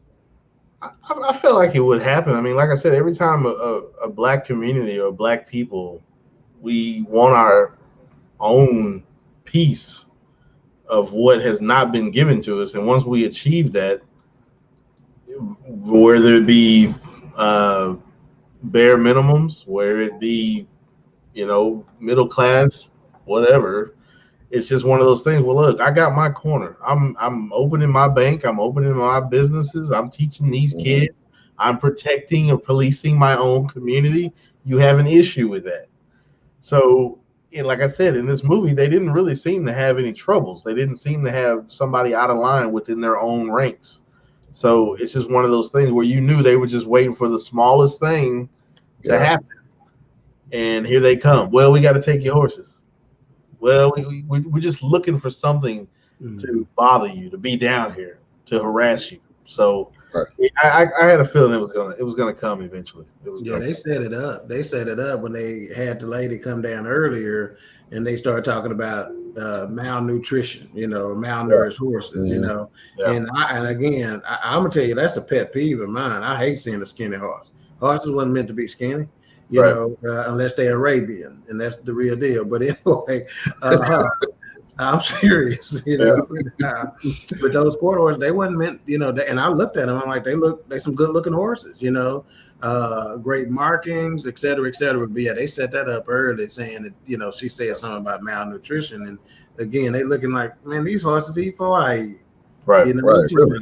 I'm feeding them before I'm eating. And I want to add something in there real quick where the book mentioned the mom actually. Well, there's a part in here where they're down there getting with Method Man, and they're talking about the malnutrition and getting the horses, and they talking about you got a horse back there rotting. Yeah, they kept referring to that. Yeah. Well, in the book, they mentioned what happens to that horse. The mom actually hits the horse in the book. She sideswipes the horse, and the kid goes into like graphic detail of like his mom hit the horse. She's unconscious in the car, can't get the door open. He sees this man, that's the first time he sees his father. He sees this figure of a man with a gun. He's thinking he's going to go shoot his mom, but it's not. He helps get the door unjammed just to make sure she's all right. But then eventually they end up putting the horse out of his misery. And So they get the horse. In the book, they mention like they get the horse, rope him up, and they're dragging him to the back, and that's kind of like putting him out to pasture, and that's kind of like where that comes into. They don't go to it in the movie, but in the book they mention that. So yeah, that's one of the things you don't think about, what you're gonna do with your horse if it dies. Right. I had to find that out the hard way because one of our 3 died, due to some hoof disease or whatever, and they had to literally come get him with a tractor, and carry him up, and they charge you. Yeah, it's gonna cost you $250 for us to come pick him up. This ain't your regular animal control, baby. Right. Yeah, that's not a dog you can take to the vet. I'm sorry. No, I was just saying that's not a dog. That's not a dog you can just take to the vet and tell her, we won't put Lassie down. No, you can't do that. Hey, how much does? I mean, I don't want to get all in your business, and we can do it off there if you want to answer off there. How much does it cost to maintain a horse? It kind of depends. It's a wide range. It can cost you as little as $75 a month up to $1,000 a month. It depends. How nice do you want the facilities that they stay in? Do you want them to be turned out to pasture every day? Do you want them feeding them oats? Do you want to feed them sweet feed? You want to feed them regular hay or alfalfa? Et cetera. Do you want to do some of the care yourself where you're going to stop by every day on the way home and feed them, or you're going to let the place where they board them do the feed, So it's really kind of, it varies, but it can be as little as $75 a month to plus, your vet feeds and all that other kind of stuff that come in once a year. You got to get them shoed, because their hooves grow like fingernails, so you have to keep getting them shaved back, because if not, they'll grow past the shoes on their feet and they'll trip. Believe it or not, when their hooves get too long, when you're riding them, they'll stumble. And if you're on a horse and it stumbles, it ain't nothing to the horse, but you feel like you about to die, because they just stumbled, and they looking like, man, relax, I just tripped, ain't nothing happening, but you so high up, you think this finna be the end, Yeah. So anywhere between 75 and it can get up to 750, 800, just real nice stables, Wow. I always thought having a horse was going to be insanely expensive. My cousin Terry races horses. Oh. And, he got the horse. I don't know what it's called because I'm a city dude. Probably. He got the horse. Thoroughbred or quarter. No, he got the little one in the little buggy. Yeah, but it's still either going to be a thoroughbred or a quarter horse in it, maybe even a Tennessee Walker or something like that. So y'all may laugh, but I wonder like what really makes like a horse happy. People get on a horse. Like people, when you own a horse, what makes it happy? Did you say? Yeah, I'm saying like you may want to ride the horse, but maybe the horse don't want you to get on them. Right. I'm saying like, what is it? I don't know if you may not be able to answer that. No, that's a good question. So, and again, I'm not the expert. I just know from what I've gathered and my experiences, right? But it's kind of like HRap keeps referring to, so to speak. In genetics, whatever he called it, right? But it's in the horse. Epigenetics. There you go. So it's in the horse now, right? A horse has been ridden for centuries, right? So it's in them. It's in their blood. It's just like right now. German Shepherd puppy I got. I don't know if you remember seeing my stuff on Facebook with the little German Shepherd puppy. That's a service animal. He want you to train. He want to do stuff for it. If you're not, I used to own a German Shepherd. If I wasn't doing anything, if I wasn't working him, and I let him out in the backyard, he literally rounded up gnats. He's herding gnats that's flying around because he got to be working. He's a working breed, So horses, some of them are stubborn about it, right? Like, man, I don't want nobody on my back right now, and I don't, female horses, which they call mares, they're going to be even more stubborn at certain times of the month too, right? But they don't, sometimes they get finicky, man, and they not, that's why I used to literally talk to my horse before I rode him. And I said, look, I'm exercising dominion. I'm in charge. You're going to do what I say. We're going to have a good time. You're going to act right. And that's just the way it was, and sometimes I come out, all I'm bringing is a carrot or all I'm bringing is an apple. I'm not riding you every time. So I don't want you, every time you see me, you taking off because you're like, nah, this nigga finna get on my back. I want you, when I come out there, I need you coming up to me just like my dog come up to me, because you're like, that's my dude right there. And sometimes my horse has been like, when I'm riding him and I'm just trying to walk, he's like, let's get it. I'm ready to run. Some of the things I've seen my horse do from an athletic standpoint, man, I done seen my horse jump over a creek in one, he hit the bottom of the creek and back up on the other side. And this creek, man, it got to be 12 feet, 15 feet, 20 feet wide. And I'm like, that was the first time I saw in person up close how athletic these creatures are, man. Yeah. So doing what they like, what they do, what they built to do, that's what make them happy. If you see a roping horse where a guy on he's running and he's chasing down cattle and stuff like that, that's what they bred for. They loving it. Yeah. Can't wait to go out in the morning when it's cold and you ride them in the morning. It's a little chilly out there. They be so frisky and ready, and they snorting and farting, and they like, let's go. They love it. So horses sweat. People wipe horses down. Yeah, they sweat. When you take the saddle off, like in the summer, if you go on a ride and stuff, you take the saddle off, they're gonna be dripping sweat. Which is why sometimes when you ride, you got to stop and retighten the saddle up, because if not, it'll start moving around on you. And you don't want that to happen. That can get ugly fast. Yeah. Last, have you fell off a horse before? Let me put it to you like this, huh? This is what I did, okay? I wrote a blog one time that said, every time I fall off of my horse, I became a better rider. So when you ride horses, four-wheelers, jet skis, when you do the stuff like that, motorcycle, it's not a matter of if you fall, it's a matter of when you fall. Right. It's happening. But I'm telling you, I really promise you, every time I fell off my horse, I became a better rider. Because number one, I'm like, man, I survived it. That wasn't that bad, And number two, what did I do wrong? I ain't gonna ever do that again, right. So it's just a deal, So yeah, I done failed. And before we go, man, even though it's got something else to do with it, I want to plug this book, man. If y'all can see it. Yeah. Man, heal myself. Come back in with it. There you go. There you go. Closer to the camera. A little bit closer. Yeah, man. Get this book, man. This is a health and wellness book about spirituality, no matter who you pray to, health and wellness.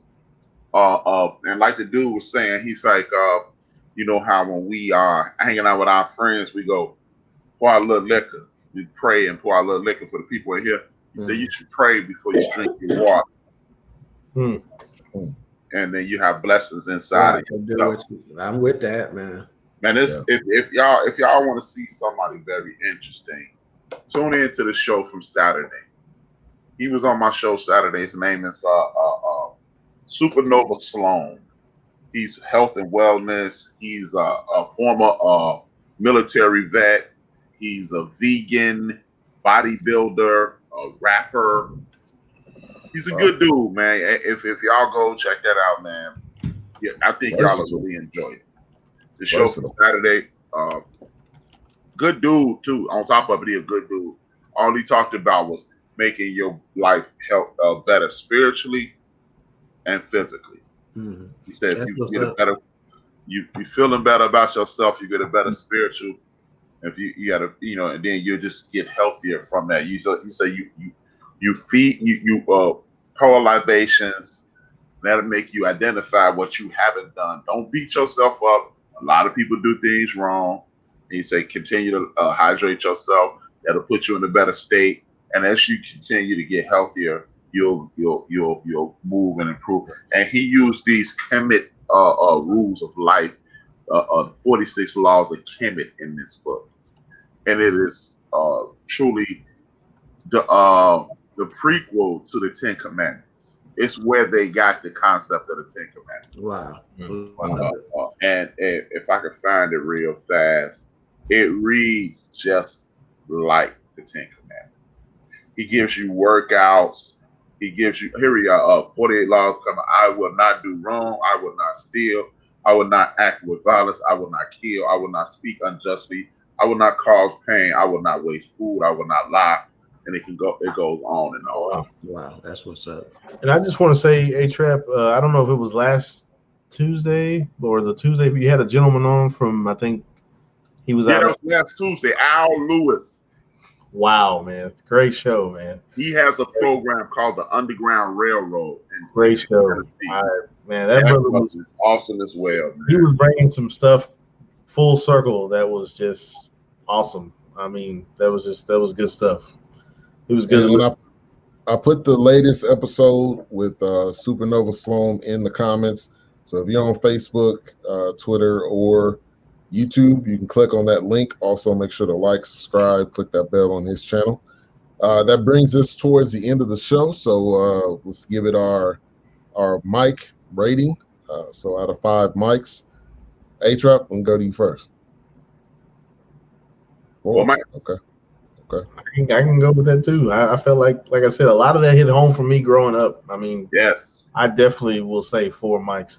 I just want to say something real quick though, because I remember like in the scene where he's like, "Man, you got a horse in your house, you ain't got no food in your refrigerator." Yeah. As a kid, being snobby because I wasn't around my dad a lot, my dad, man, I was like, "You don't have no carpets on your floor. What is this, hardwood?" Because I had never seen hardwood before.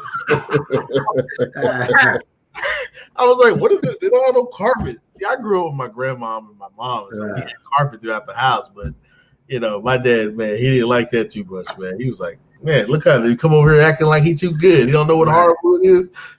So, hey, what you teaching this boy? Hey, I bet your floor is hardwood now. yes.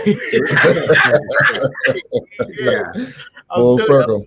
This movie just spoke to me a lot, especially just growing up and just being down in East Texas with my family and horses, and just how we as Black people just enjoy. We even when they had their little party, when they had their little block party, I mean, we just doing our thing, genuine happiness.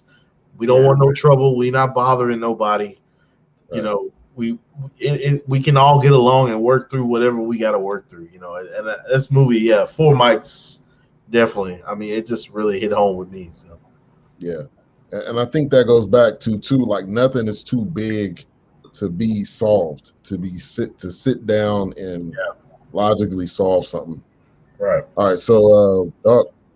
Yeah, I'm gonna go. I was at 4 mics, but after the show, after hearing us talk about it and how many ways this movie really gave to us, and HRap even calling this a Black movie, which going into it, I didn't think about it that way, but it gave so much. As far as I'm concerned, I got to give it 4.5 mics simply because of how much it gave.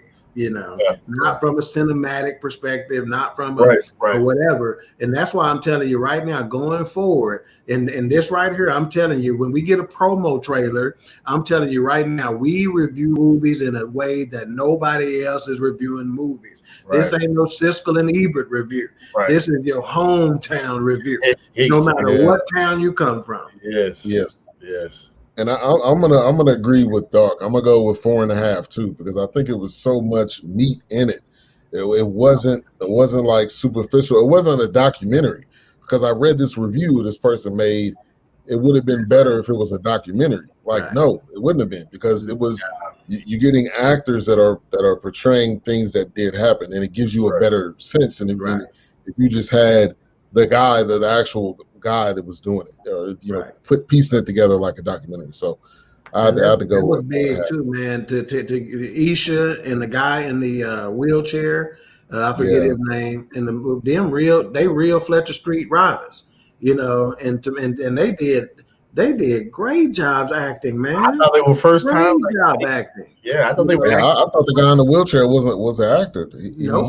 He was a legit dude. He played that role. Yeah, him and Isha both did great jobs, man. I'm like, wow, that's amazing. Yeah, I mean, man, this, like I said, man, it touched so many things in our community. And as you stated, dude didn't really approve of it as much as we did. And that's cool. I mean, okay, buddy. Yeah. No loss. Yeah. But I think another thing is changing HRap for us is the way we watch movies, man. Think about that for a second. The way we watch movies is evolving, just because we chopping it up about them, every time. And it's like now, it's when I'm watching the movie, I'll be thinking, man, I wonder what they thinking about this. I wonder if they done seen this. Or whatever, because it's just there's so much meat in film. that if your frame of mind and your perspective is right, it's like the cat talking about praying over water. I got a mindset that I got a spirit of anticipation and expectation every day. I'm walking around. What is the universe giving to me? What is the Lord blessing me with? What's coming my way today? And I'm making sure I do not miss it. I don't want to miss no opportunities, nothing that was meant for me. I'm not going to let no attitude stop me from getting it. Because I'm walking around long-faced or head down or whatever. I'm walking around saying, okay, something's going to happen. Something's supposed to happen. Something is good for me today. Let me make sure I find it. And I want to add 3 things while we're still alive real quick. 3. We'll give you 2, man. Go on. Well, I'll take 3. No, I'm taking what's mine, right? So I'm going to get it. You had your segment. You had your segment, Otis. So one thing, ain't nobody come see you. So one thing, shout out to Bass Reeves. They mentioned the Black Lone Ranger in this movie, but they did not say his name, but he was a law enforcement. So shout out to the Reeves family if they out there listening. I did not check to see if his kids were still living directly, but shout out to them. Somebody out there. Yep. And there are 2 quotes in the movie we didn't touch on, but I've just wondered. There was one that says, They can't take who we are as a people. Oh man! But home ain't a place, but it's a family. That's right. There was another one at the end where the brother was talking about how he didn't have felonies on his record, and he was saying, "Well, those people in that community. Well, the quote was, they've been through what we're about to go through." So, very big teaching moments. Mm-hmm. For like that, it's just that ancestral connection, especially what HRap has been talking about and Dawk, so I just wanted to point those out. No, that's good, man. I'm glad you did. In fact, we just gone and doing what we always do, right? We're going to give our final wrap up. So I'm going to go and give my final wrap up. And it was based on that too, those quotables. And at the end of the movie, he asked me, he goes, man, what we going to do? And HRap said, we're going to do what we done always did. We're going to ride. And in fact, that line inspired me to write one of my blogs this past week called Let's Ride. And it was based on the concept that you just keep moving. Stuff don't happen to us in life, man. It just really is. There's no way around it. It's inevitable. We're going to have heartache. We're going to have pain. We're going to have setback. But keep rolling. Keep moving. Let's ride. Don't get grass growing under your feet. Right. Yeah. And my closeout is Bass Reeves actually beat the dude who owned him to death. Yes, he did. Yep. Shout out to Bass Reeves. He was a slave. He was owned by William Reeves in Arkansas. He said, "Now you ain't gonna own me much longer." Yeah, buddy. Because he won his freedom in a card game, and dude tried to cheat him. He beat him to death. Wow. That's a good read. And that's how Spades was created too. Just kidding. No, I had B in HRap. And B bought it hook, line, and sinker. He was like, for real? Yeah, that's the trump card. You're kidding, but I just saw a meme the other day. As soon as black people lose a card game, hey, who shuffled these cards? Yeah, really. Where these cards come from? I get ideas, man. Remember what I talked about on this show, man, and how it just generates this, man. Think about the shuffling of the deck as far as we are concerned as a community. Right. Shoot, who shuffled this deck? Right. That's a book right there. The Fourcast coming out with it. Who shuffled this deck? Yeah, I got chapter 1. Yeah.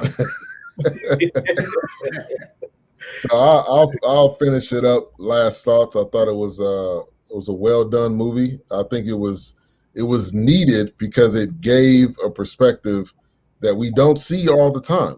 So I appreciate it. And like each one of us, we have something different that we got from it. Like the Boys in the Hood thing I brought up, Wilks with the quotes, HRap always bringing the thunder, and then Dawk always bringing the angle. Like that's the greatness of what we're doing right here, because it's not an argumentative show where we on one side, you on the other. We just argue the whole show, and we don't all agree, and that's the Fourcast.